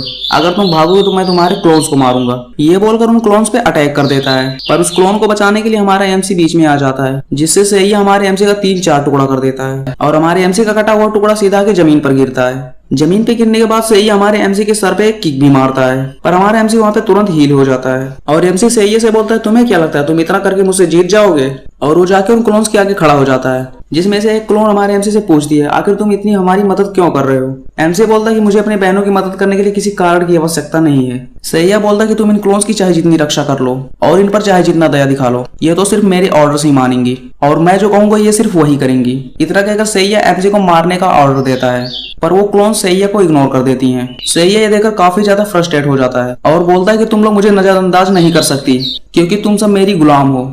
इतने में वहां क्लोन नंबर 10 आ जाती है और उन क्लोन से बोलती है कि क्लोन्स अब तो तुम्हें समझ में आ ही गया होगा कि असली दुश्मन कौन है। जब वो क्लोन सैया की बात नहीं मान रहे होते तो सैया काफी ज्यादा गुस्सा हो जाता है और उन क्लोन्स को मारने के लिए आगे बढ़ता है, पर हमारा एमसी बोलता है कि मैं तुम्हें ऐसा नहीं करने दूंगा और हमारा एमसी सैया को नीचे पटक देता है और वो क्लोन सैया के हाथ में भाला धसा देती हैं और वहां पर क्लोन नंबर 10 हमारे एमसी से बोलती है जैसा कि आपने वादा किया था इसे मुझे मारने दीजिए। ये बोलकर क्लोन नंबर 10 सैया के गोटो पर अटैक कर देती है और उसके गोटो को फोड़ देती है और वहां से काफी ज्यादा ब्लड भी निकलने लगता है। इससे सैया को बहुत ज्यादा दर्द होती है, पर वो क्लोन फिर से बोलते है कि इसने जितने पाप किए उसके लिए इतना काफी नहीं, इसे अभी और दर्द सहना होगा। फिर वहाँ क्लोन नंबर 10 बताती है कि यहाँ के तहखाने में एक मॉन्स्टर को रखा गया है, हम इसे उस मॉन्स्टर के तहखाने में डाल देते हैं और ये सब इसी को उठाकर मॉन्स्टर के तहखाने में डाल देते हैं और उस मॉन्स्टर को उस प्रिजन में रिलीज कर देते हैं। और वो मॉन्स्टर कोई नॉर्मल मॉन्स्टर नहीं बल्कि एम्परर ORC होता है, बट इन्होंने व्हाइट लोटस टेक्नोलॉजी का यूज करके उस मॉन्स्टर को मॉडिफाई कर दिया है। फिर हमारा एमसी उस मॉन्स्टर के बारे में बताता है और बोलता है कि एम्परर ORC मॉन्स्टर इतने ज्यादा पावरफुल होते हैं कि वो पूरी पॉपुलेशन से अकेले लड़ सकते हैं, बट यहाँ पर उन्होंने उस मॉन्स्टर को ड्रग देकर मॉडिफाई कर दिया था, जिससे उसे पहले जनन करने के लिए अपने जाति की फीमेल्स की आवश्यकता होती थी और वो सिर्फ उन्हीं से अट्रैक्ट होता था। बट अब ये मॉन्स्टर जेनेटिकली मॉडिफाई होने के कारण किसी से भी जनन करने के लिए उत्तेजित हो जाता है, भले ही वो मेल हो या फीमेल हो, भले वो उसकी जाति की हो या ना हो, उससे इसको कोई फर्क नहीं पड़ता। और ये लोग फिर उस मॉन्स्टर को उस पिंजरे में रिलीज कर देते हैं जिसमें इसी की सैया होता है। और वो मॉन्स्टर रिलीज होने के बाद अपने नाखून से सैया के कपड़ों को फाड़ देता है और काफी एग्रेसिव हो जाता है और इसी को पलट देता है। और वो इसी को पलटने के बाद गाइस क्या करता है वो सब आप फोटो में देख ही सकते हो, मुझे कुछ बताने की जरूरत नहीं। ये देखकर एमसी और मिनोरी दोनों पीछे की तरफ सर को घुमा लेते हैं क्योंकि गाइस वो नजारा काफी ज्यादा भयानक था। इसके बाद वो क्लोन हमारे एमसी के लिए चाय बनाकर लाती है और हमारा एमसी चाय पीने के बाद उस हवेली में और घूमने के लिए बोलता है और वो क्लोन हमारे एमसी को हवेली में घुमाने के लिए चल देती है। और वो क्लोन हमारे एमसी को एक रूम के पास लेकर जाती है और उस रूम के पासवर्ड को अनलॉक करती है और उस रूम के गेट को खोलती है। बट जैसे वो गेट खुलता है क्लोन का सर अलग, क्योंकि वहां पर हरूतो आ जाता है जो कि उस क्लोन का सर ही अलग कर देता है। यहीं पर हमारा चैप्टर खत्म हो गया और हमें नेक्स्ट चैप्टर के पहले सीन में हरूतो को दिखाया गया। हरूतो हमारे एमसी से बोलता कि मुझे दोबारा मिलकर तुमसे काफी खुशी हो रही है। इतना कहकर वो काफी तेजी से हमारे एमसी का हाथ काट देता है, पर हमारा एमसी यहाँ पर तुरंत रीजनरेट हो जाता है और वो काफी स्पीड से हरूतो पर अटैक कर देता है। पर हरूतो ने एमसी के अटैक को काफी आसानी से डॉज कर लिया। अटैक डॉज करने के बाद हमारा एमसी अपने पूरी स्पीड से उस पर दोबारा हमला करता है, बट वो उन हमलों से काफी आसानी से बच रहा था। फिर हरूतो कहता है कि अब मैं तुम्हें बताऊंगा कि हमला कैसे करते हैं। ये कहकर उसने हमारे एमसी का दोबारा से हाथ काट दिया और हरूतो बोलता है कि चलो फिर से हील होके दिखाओ। बट गाइस हमारा एमसी यहाँ पर हील नहीं हो पा रहा था क्योंकि हरूतो ने इस बार एक स्पेशल टेक्निक का यूज किया था जिससे हमारे एमसी कुछ देर तक रिजनरेट या हील नहीं हो पाएगा। एमसी वहीं पर अपने घुटनों पर बैठ जाता है और हरूतो से पूछता है कि आखिर तुम्हें कैसे पता चला कि हम लोग यहाँ पर हैं। हरूतो बोलता है कि सैया हमें यहाँ की पल पल की जानकारी देता था, बट अचानक से वो इन्फॉर्मेशन आना बंद हो गया तो मैं खुद जांच करने के लिए यहाँ पर आ गया और देखो मुझे किस्मत से तुम मिल गए। आज लगता है किस्मत भी मेरे पक्ष में है। पर हरूतो हमारे एमसी को कहता है तारो और चिकारो को मारने के लिए मैं तुम्हारा धन्यवाद करता हूँ। ये सुनकर एमसी यहाँ पर काफी ज्यादा चौंक चुका था और हरूतो यहाँ पर बोलता है कि तुमने तारो और चिकारो को मारकर अपना काफी लेवल अप कर लिया होगा और अगर अब मैं तुम्हें मारूंगा तो मेरा काफी सारा एक्सपीरियंस पॉइंट मिलेगा और मेरा लेवल अप काफी तेजी से होगा। ये बोलकर वो वहाँ से तूफान की तेजी से गायब हो जाता है और सीधा अपने स्वॉर्ड को हमारे एमसी के आर पार कर देता है।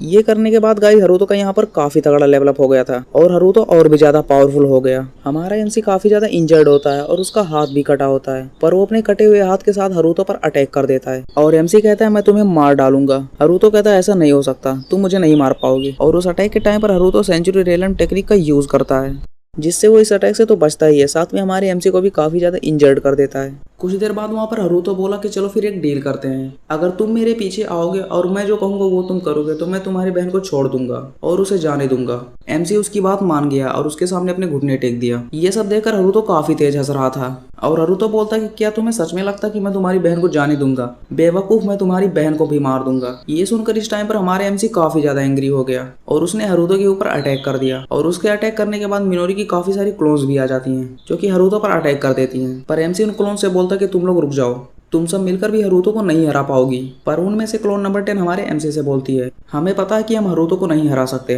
पर इससे हम उसका ध्यान भटका सकते हैं। ये बोलकर क्लोन नंबर 10 अपने पास से एक टेलीपोर्टेशन स्टोन को निकालती है और वो इंस्टेंट टेलीपोर्टेशन ट्रांसफर से उन दोनों को वहां से टेलीपोर्ट कर देती है। यहीं पर हमारा सीन शिफ्ट हो गया और हमें नेक्स्ट सीन में सागरी आया को दिखाया गया और यहाँ पर हमें थोड़ा सा सागरी आया के बारे में बताते हैं और हमें बताते हैं कि सागरी आया व्हाइट लोटस गिल्ड की सबसे खूबसूरत महिला है और जो भी सागरी आया को देखता है उसके प्यार में पड़ जाता है क्योंकि सागरी आया काफी ज्यादा अट्रैक्टिव होती है। बट गाइस सागरी आया की सच्चाई तो सिर्फ वही जानता है जिसने सागरी आया के साथ समय बिताया है, क्योंकि सागरी आया बाहर से जितनी खूबसूरत दिखती है वो अंदर से उतनी ज्यादा ब्रूटल है। फिर हमें 6 महीने पहले का सीन दिखाया गया है जिसमें सागरी आया एक कमरे में जाती है और उस कमरे में एक मशीन होता है जिसमें सागरी ने मिनोरी और एमसी को लटकाया था और उस मशीन के नीचे एक ब्लेड लगा होता है जो कि काफी तेज घूम रहा था। मिनोरी उस मशीन से हमारी एमसी और उसकी बहन को काफी बार ग्रिंड करती है और ग्रिंड कर उनका ब्लड निकालती है। फिर हमें सागरी आया की खूबसूरती का राज पता चलता है जिसमें हमें पता चलता है कि सागरी एमसी और उसकी बहन को बार बार ग्रिंड करती है और उनका ब्लड इकट्ठा करती है जिसको पीने से सागरी काफी ज्यादा जवान और ब्यूटीफुल दिखती है। इसीलिए वो एमसी और मिनोरी का ब्लड इकट्ठा करती है और वो उसे रोज पीती है और उससे नहाती भी है ताकि वो जवान और खूबसूरत दिख सके। ये कर वो अपनी सुंदरता और अपनी त्वचा को बिल्कुल मेंटेन रख सकती है। और फिर यही सीन शिफ्ट होता है और हमें प्रेजेंट का सीन दिखाया जाता है। हरूतो यहाँ पर टेलीपोर्ट होकर एक पहाड़ी पर आ गया है और वो अपने हाथ में पहने एक वॉच के होलोग्राम के माध्यम से सागरी से बात कर रहा था। हरूतो सागरी को बताता है कि उन दोनों भाई बहनों ने सैया को मार दिया और वो वहां से भाग गए। सागरी चिल्लाते हुए बोलती है सैया की आखिर परवाह भी किसको है, मुझे तो सिर्फ उनका खून चाहिए, जाओ और उन्हें जल्दी ढूंढ के लेके आओ। हरूतो ये सुनकर काफी ज्यादा गुस्सा हो जाता है और बोलता है कि तुम्हारी हिम्मत कैसे हुई मुझे ऑर्डर देने की, अगर तुम्हें इतनी जल्दी है तो तुम खुद जाके ढूंढ लो। और यहाँ से हमारे रास्ते बिल्कुल अलग अलग हो जाते हैं। इतना बोलकर हरूतो उस होलोग्राम को अपने स्वॉर्ड से काट देता है जिससे इन दोनों के बीच का कॉन्फ्रेंस बंद हो जाता है। ये सुनकर सागरी वहाँ पर काफी ज्यादा गुस्सा हो गई है। फिर हमें नेक्स्ट सीन एमसी और उसकी बहन का दिखाया जाता है। एमसी ने अपनी आंखें खोली और उसने अपनी बहन को देखा और उसने अपनी बहन से पूछा कि बाकी सारे लोग कहाँ हैं, पर उसकी बहन कोई भी जवाब नहीं देती है। एमसी यहाँ पे समझ जाता है कि आखिर उनके साथ क्या हुआ है और एमसी ये सुनकर काफी ज्यादा रोने भी लगता है और बोलता है कि मैं काफी ज्यादा कमजोर हूँ, मुझे अभी और भी ज्यादा मजबूत बनना है। और मिनोरी बोलते कि हाँ मैं भी मजबूत बनना चाहती हूँ, चलो हम दोनों अब साथ में मिलकर मजबूत बनेंगे और उनका मुकाबला करेंगे। और ये दोनों वहाँ से चल देते हैं। फिर मिनोरी बताते कि भाई आप पूरे दिन बेहोश थे। इस बीच व्हाइट लोटस वालों ने हमारे बाउंड्री को 10 गुना बढ़ा दिया और एक को पकड़ने पर 5 बिलियन की बाउंड्री रख दी। फिर मिनोरी बोलते हैं कि ये हमें टेलीपोर्टेशन जादू के निशानों से हमें ट्रैक कर सकते हैं, इसलिए हमें ये डंजन जल्द से जल्द छोड़ना होगा और हमें आगे बढ़ना होगा। ये बोलकर वो दोनों आगे बढ़ जाते हैं और कुछ देर चलने के बाद उन्हें एक रास्ता भी मिल जाता है। बट जैसे ही ये लोग उस रास्ते की तरफ आगे बढ़ते हैं उन्हें एक ड्रैगन दिखाई देता है और इतने बड़े ड्रैगन को देखकर वो लोग काफी ज्यादा डर चुके थे और वो लोग वहां से भागने लगते हैं। पर भागते वक्त ड्रैगन ने उन्हें देख लिया था और ड्रैगन ने उन पर अटैक भी कर दिया। और ये लोग सोचते हैं कि ड्रैगन आखिर डंजन के बाहर कैसे आ गया, क्योंकि ड्रैगन तो एक टॉप टायर का क्रिएचर है जो कि डंजन के अंदर रहता है। ड्रैगन इन पर दोबारा से अटैक कर देता है और ये लोग बोलते हैं कि हम ड्रैगन से फाइट नहीं कर पाएंगे क्योंकि वो काफी ज्यादा पावरफुल है। भागते भागते इन्हें एक शहर दिखता है और ये लोग उस शहर की तरफ भागने के लिए डिसाइड करते हैं। बट इन लोगों के भागने से पहले ही ड्रैगन उस छोटे से शहर को जला के राख कर देता है।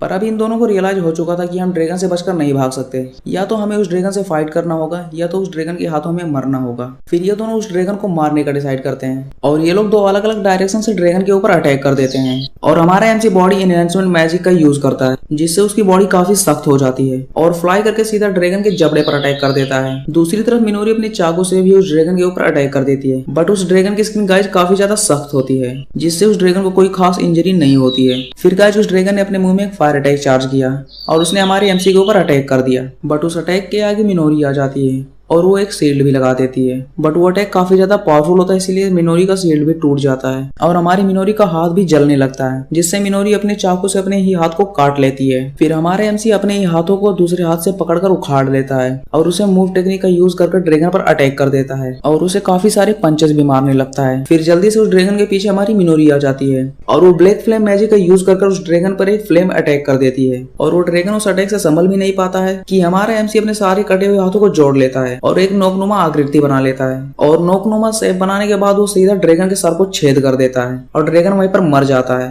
उस ड्रैगन को मारकर ये दोनों काफी ज्यादा खुश हो जाते हैं और इन दोनों काफी ज्यादा लेवल अप भी हो जाता है, जिससे अब ये काफी ज्यादा पावरफुल भी हो गए हैं। बट ये लोग ये सोचते हैं कि आखिर ड्रैगन डंजन से बाहर कैसे आया और वो ड्रैगन यहाँ पर क्या कर रहा था। पर मिनोरी हमें यहाँ पर बताती है कि जब मैं उस ड्रैगन को मार रही थी तब मैंने उसकी आंखों में एक गुलाबी रोशनी को देखा था, जिससे यह कंफर्म हो जाता है कि वो ड्रैगन किसी के कंट्रोल में था। फिर ये दोनों समझ जाते हैं कि इतने बड़े ड्रैगन को कंट्रोल करना किसी नॉर्मल आदमी के बस की बात नहीं, यह जरूर सागरी आया का काम होगा। फिर वो दोनों अपना सर उठाकर ऊपर की तरफ देखते हैं और उनके ऊपर काफी सारे ड्रैगन्स आ जाते हैं और यहीं पर हमारा चैप्टर खत्म हो जाता है और हमें नेक्स्ट चैप्टर के सीन में दिखाया जाता है। उन ड्रैगन्स के ऊपर से कुछ लोग नीचे उतर रहे थे। फिर एमसी कहता है कि ड्रैगन्स के साथ साथ शायद ये लोग भी उसके कंट्रोल में हैं। इतने में ही उस आदमी ने हमारे एमसी के ऊपर अटैक कर दिया, पर मिनोरी हमारे एमसी के सामने आ गई और उसने एक छोटे से चाकू से उसके अटैक को डॉज कर लिया। फिर वहाँ पर वो जो ड्रैगन्स थे वो भी हमारे एमसी के ऊपर अटैक करना स्टार्ट कर देते हैं। एमसी मिनोरी से बोलता है कि तुम इन लोगों को देख लो और मैं ड्रैगन्स को संभाल लेता हूँ। इतना कहकर मिनोरी इन लोगों पर अटैक कर देती है और एमसी ड्रैगन्स को संभालने के लिए आगे की तरफ दौड़ता है और सामने खड़ा ड्रैगन अपने मुंह में एक अटैक चार्ज करता है और उसने सीधे हमारे एमसी पे अटैक कर दिया है, जिससे हमारे एमसी के 2 टुकड़े हो गए। और एमसी यहाँ पर बॉडी मैनिपुलेशन टेक्निक का यूज करता है और वो अपनी बॉडी को जानबूझकर ड्रैगन के सामने लेकर चला जाता है और ड्रैगन उसके बॉडी को खा लेता है। जैसे ही ड्रैगन हमारे एमसी का कटा हुआ बॉडी पार्ट खाता है, हमारा एमसी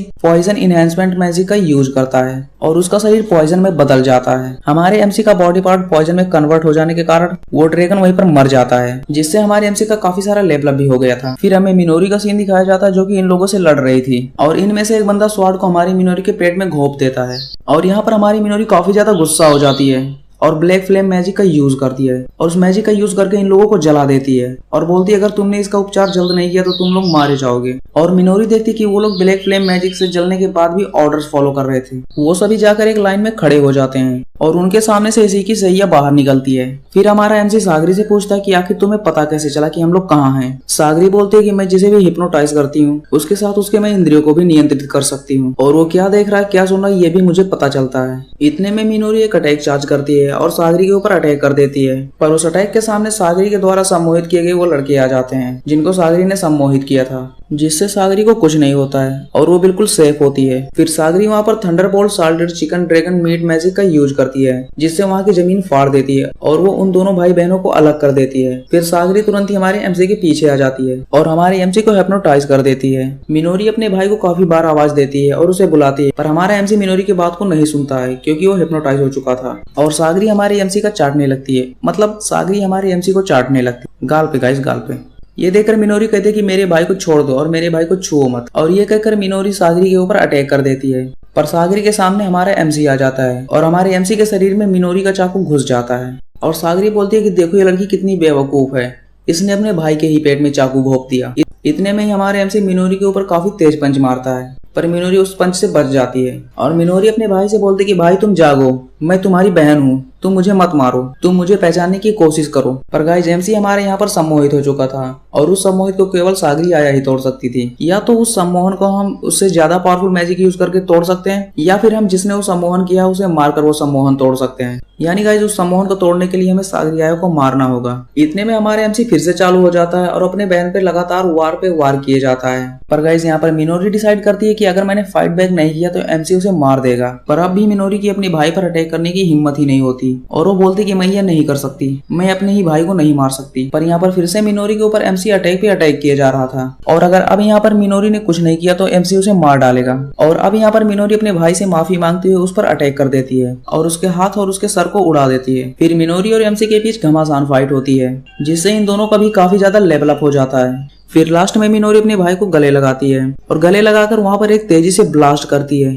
जिससे ये दोनों उस ब्लास्ट में जल जाते हैं और रिजनरेट हो जाते हैं, जिससे हमारे एमसी पर किया गया सम्मोहन भी टूट जाता है और हमारा एमसी सम्मोहन से फ्री हो जाता है। यहीं पर हमारा ये चैप्टर खत्म हो जाता है और फिर हम नए चैप्टर की शुरुआत में देखते हैं सागरी एमसी और मिनोरी के सामने खड़ी होती है और उसके साथ जो लड़के और ड्रैगन्स थे वो उन्हें फिर से सम्मोहित करती है और वो उन दोनों पर अटैक करने के लिए उनसे कहती है, जिससे वो ड्रैगन और वो लोग हमारे एमसी पर और मिनोरी पर अटैक कर देते हैं और वो लोग बिल्कुल ज़ॉम्बी बन चुके होते हैं और वो लोग तब तक अटैक करेंगे जब तक कि उन लोगों का दिल नहीं रुक जाता। फिर एमसी और उसकी बहन मिनोरी उन दोनों से फाइट करने के लिए रेडी हो जाते हैं और वो उन लोगों से फाइट करने लगते हैं। फिर फाइट के बीच अचानक से सागरी हमारे एमसी के पीछे आ जाती है और दोबारा से उसे सम्मोहित करने लगती है और बोलती है कि मेरे सम्मोहन को कोई विरोध भी नहीं कर सकता। और सागरी हमारे एमसी को हिप्नोटाइज कर लेती है और वो मिनोरी पर अटैक करने के लिए बोलती है, पर हमारा एमसी मिनोरी पर अटैक नहीं करता बल्कि सागरी के ही फेस पर एक तेज पंच मारता है और सागरी के माउथ से काफी ज्यादा ब्लड भी निकल रहा होता है और सागरी वहीं पर गिर जाती है और सागरी वहीं जमीन पर पड़ी होती है और पूछती है आखिर तुम हिप्नोटाइज क्यों नहीं हुए। फिर हमारा एमसी बोलता है कि मेरा लेवल अब तुमसे ऊंचा हो गया है, इसीलिए अब तुम मुझे हिप्नोटाइज नहीं कर पाओगी।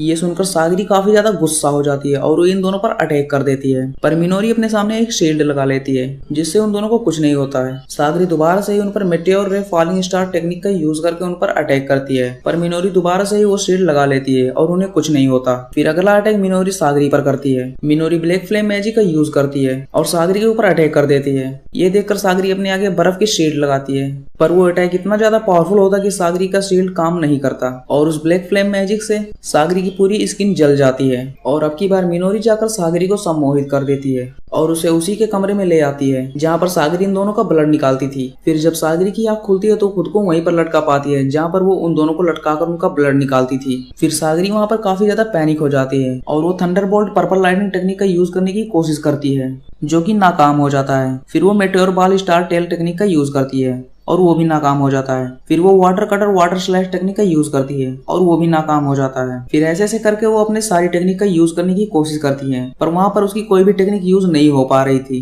फिर वो एमसी से बोलती है कि प्लीज मुझे यहाँ से बाहर निकाल दो, पर एमसी ने उसे इग्नोर कर दिया और वो लैपटॉप पे कुछ बटन्स दबाता है जिससे अब नीचे का ब्लेड ऑन हो गया था और वो सागरी को उसी तरह ग्राइंड कर देता है जिस तरह सागरी ने उन दोनों को किया था। पर हमारा एमसी सागरी को दोबारा से हील कर देता है और वो सागरी को वो पैरामीटर दिखाता है और उस पैरामीटर में ये बताया गया होता है कि उन लोगों को कितनी बार सागरी ने ग्राइंड किया था, जहाँ पर ऊपर सागरी को कितनी बार ग्राइंड किया गया ये दिखाता है और नीचे उन लोगों को कितनी बार ग्राइंड किया गया ये दिखाता है। एमसी दोबारा से वो बटन दबाता है और सागरी को दोबारा ग्राइंड करता है, जिससे सागरी को काफी ज्यादा तकलीफ होती है और उसे काफी ज्यादा दर्द होता है। ऐसा करते करते एमसी उसे तब तक ग्राइंड करता है जब तक वो उसके बराबर नहीं आ जाता। मतलब सागरी ने एमसी को जितनी बार ग्राइंड किया था एमसी ने भी सागरी को उतनी बार ग्राइंड किया। और फिर नेक्स्ट सीन दिखाया जाता है जहाँ पर ये लोग सागरी को उठाकर एक पहाड़ी पर ले आते हैं। फिर हम नेक्स्ट चैप्टर के पहले सीन में देखते हैं एमसी और उसकी बहन एक जंगल में चल रहे थे और वो दोनों चलते चलते काफी ज्यादा थक चुके थे, इसीलिए वो दोनों अब ब्रेक लेने का डिसाइड करते हैं और वो दोनों जंगल में जाकर एक जगह बैठ जाते हैं और वहाँ पर कुछ लकड़ियाँ जला लेते हैं और वो दोनों आपस में बात करने लगते हैं।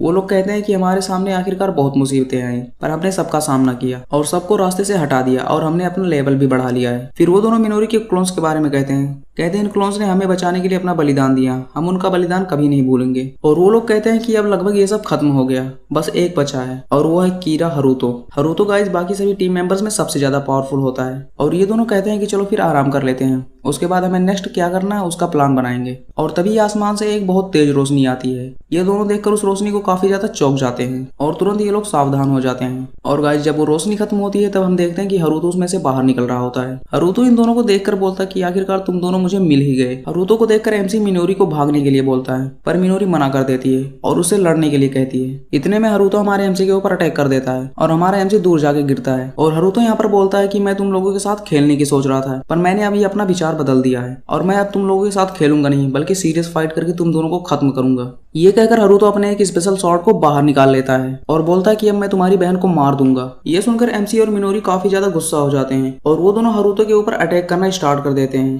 पर इन दोनों के अटैक को हरुतो अपने स्वॉर्ड से काफी आसानी से डॉज कर रहा था। मिनोरी अपने खंजर से ब्लैक फ्लेम स्क्रिप्चर टेक्निक का यूज करती है और वो उस टेक्निक का यूज करके हरुतो पर अटैक कर देती है, पर वो अटैक काफी ज्यादा पावरफुल होने के बाद भी हरुतो उसे काफी आसानी से डॉज कर लेता है। फिर हमारा एमसी भी हरुतो पर अटैक कर देता है, पर हरुतो काफी आसानी से बच रहा था और उसे कुछ भी नहीं हो रहा था। इवन ये लोग हरुतो को टच भी नहीं कर पा रहे थे। हरुतो अपने स्वॉर्ड को एक्टिवेट करता है और वो काफी स्पीड से हमारे एमसी के हाथ को काट देता है और हमारा एमसी अपने हाथ को काफी जल्दी हील करने की कोशिश करता है, पर गाइस हमारे एमसी का हाथ हील ही नहीं हो रहा था और ना ही रीजनरेट हो रहा था। और इसके साथ साथ हमारा एमसी अपने मूव टेक्निक का यूज भी नहीं कर पा रहा था, जिससे वो अपने कटे हुए हाथ को मूव भी नहीं कर पा रहा था। एमसी की ये हालत देखकर मिनोरी हमारे एमसी की तरफ दौड़ती है, पर तभी हरुतो उसके पीछे आ जाता है और उसे एक जोर का किक मारता है, जिससे वो जाकर सीधे एक पेड़ से टकराती है और वो वहीं पर गिर जाती है। फिर गाइस हमें थोड़ा सा उस स्वॉर्ड के बारे में बताया जाता है और उस स्वॉर्ड का नाम अनडेड किलर होता है, जिसे the sword of the immortal slayer भी कहा जाता है। मतलब गाइस ये एक स्पेशल स्वॉर्ड होती है और ये उन लोगों को भी मार सकती है जो कि अमर होते हैं। और इस स्वॉर्ड से गाइस मारने पर कोई भी दोबारा हील भी नहीं होगा और ना ही रीजनरेट होगा, क्योंकि एक स्पेशल स्वॉर्ड होती है। फिर गाइस तेजी से हरुतो हमारे एमसी के पास आ जाता है और वो सीधा हमारे एमसी के सर पर अपने स्वॉर्ड से अटैक कर देता है, पर बीच में मिनोरी आ जाती है, जिससे हमारे मिनोरी के दो टुकड़े हो जाते हैं। एमसी अपने बहन को गोद में उठा लेता है और वो अपनी बहन से बोलता है कि मिनोरी तुम चिंता मत करो, मैं तुम्हें बचा लूंगा। और एमसी अपनी बहन को बचाने का दिलासा दे ही रहा था, तभी वहाँ पर हरुतो आ जाता है और वो उसकी बहन का बचा हुआ गला भी स्वॉर्ड से अपने अलग कर देता है और बोलता है कि मुझे इन फैमिली ड्रामा से सख्त नफरत है और कहता है मुझे पता था अगर मैं तुम्हें मारूंगा तो तुम्हारी बहन तुम्हें बचाने के लिए बीच में जरूर आएगी।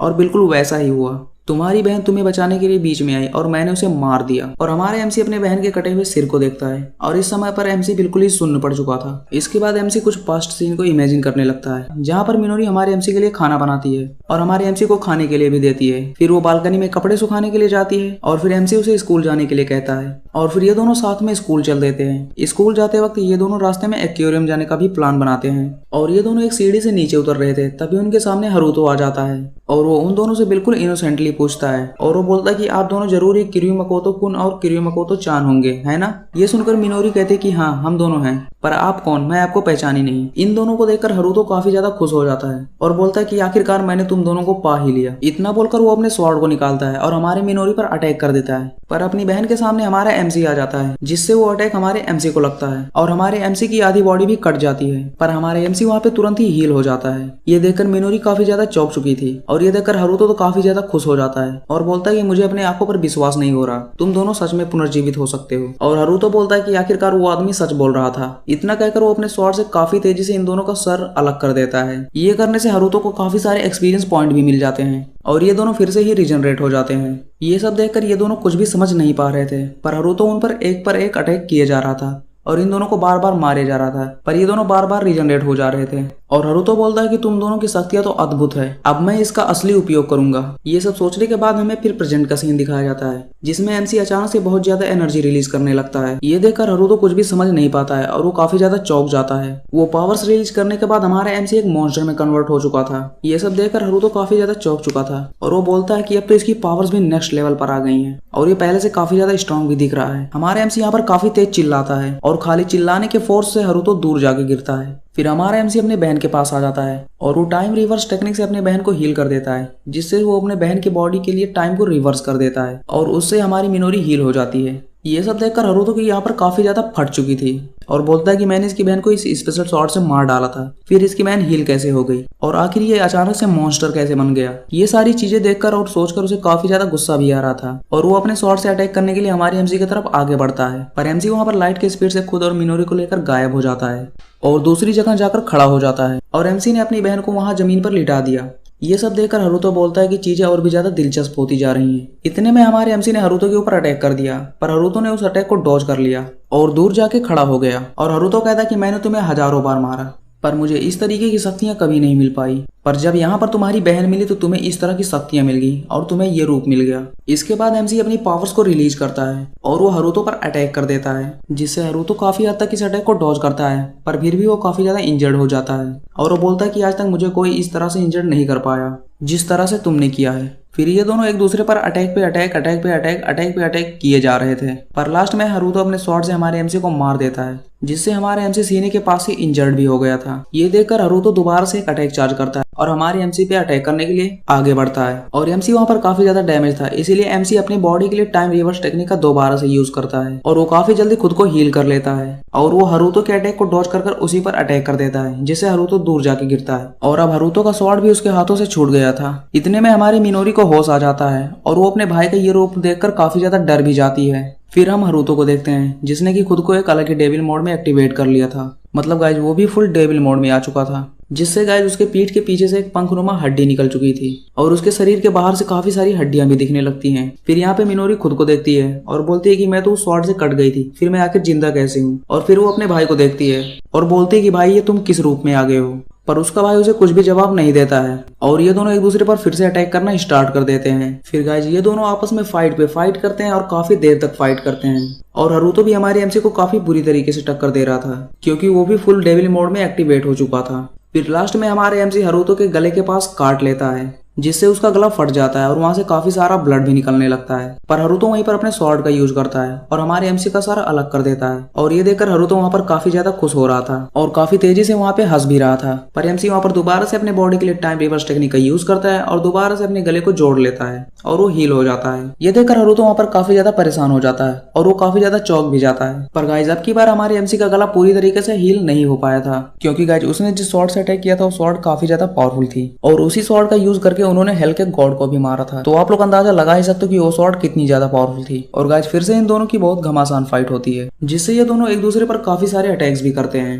पर गाइज इस बार हमारे एमसी के साथ मिनोरी भी थी और वो दोनों अपनी पावर्स को एक साथ यूज करते हैं, जिससे ये दोनों हरुतो को मार देते हैं। हरुतो को मारने के बाद उस जंगल में काफी तेज ब्लास्ट होता है और वो ब्लास्ट इतना ज्यादा पावरफुल था कि काफी दूर से भी दिख रहा था। फिर गाइज जब हरुतो यहाँ पर मर चुका था और कुछ दिनों के बाद हमें शहर का सीन दिखाया जाता है, जहाँ पे हमें बताया जाता है कि हरुतो अब मर चुका है और हरुतो के मरने के बाद ब्याकुरन गिल्ड यानी व्हाइट लोटस गिल्ड पर एक जांच भी बैठाई जाती है, जिसके बाद चौंका देने वाली सच्चाई सामने आती है और फिर दुनिया में सभी को पता चल जाता है कि आखिर ये लोग कितने बुरे थे। फिर उस शहर में गाइज इन दोनों भाई बहनों के लिए सभी लोग आवाजें भी उठाने लगते हैं और इनके लिए सहानुभूति भी जताने लगते हैं। फिर हमें एमसी और उसकी बहन का सीन दिखाया जाता है, जो कि एक पहाड़ी पर बैठे थे और वो खुले आसमान के नीचे एक दूसरे से बातें कर रहे थे। फिर कुछ देर बात करने के बाद वो दोनों एक्वेरियम जाने का डिसाइड करते हैं, क्योंकि पहले गाइज उन्होंने एक्वेरियम जाने का डिसाइड किया था, पर बीच में हरुतो ने उन्हें आके मार दिया था, जिससे वो एक्वेरियम नहीं जा पाए थे। पर अब वो गाइज बिल्कुल फ्री थे, तो अब उन्होंने एक्वेरियम जाने का डिसाइड कर लिया था। फिर गाइज वो दोनों एक दूसरे का हाथ पकड़ते हैं और वहां से चल देते हैं और यहीं पर गाइज हमारी स्टोरी की हैप्पी एंडिंग हो जाती है। और गाइज अगर आपने ये वीडियो यहाँ तक देख ली, मतलब आपको ये वीडियो पसंद आया है, और अगर आपको थोड़ा सा भी पसंद आया तो आप इस वीडियो को लाइक कर दें, क्योंकि आपके एक लाइक से हमें काफी ज्यादा मोटिवेशन मिलती है। और अगर लाइक कर ही रहे हैं तो उसके 1 इंच बगल में सब्सक्राइब बटन भी होता है, उसे भी जरूर दबा दें। और आप इस वीडियो में कमेंट कर दें कि आपको नेक्स्ट मांगा कौन सा चाहिए। अगर वो मांगा मुझे पसंद आता है तो मैं उसकी एक्सप्लेनेशन जरूर करूंगा और उसकी एक्सप्लेनेशन करके मैं इस चैनल पर जरूर अपलोड करूंगा। मिलते हैं नेक्स्ट वीडियो में, तब तक के लिए धन्यवाद।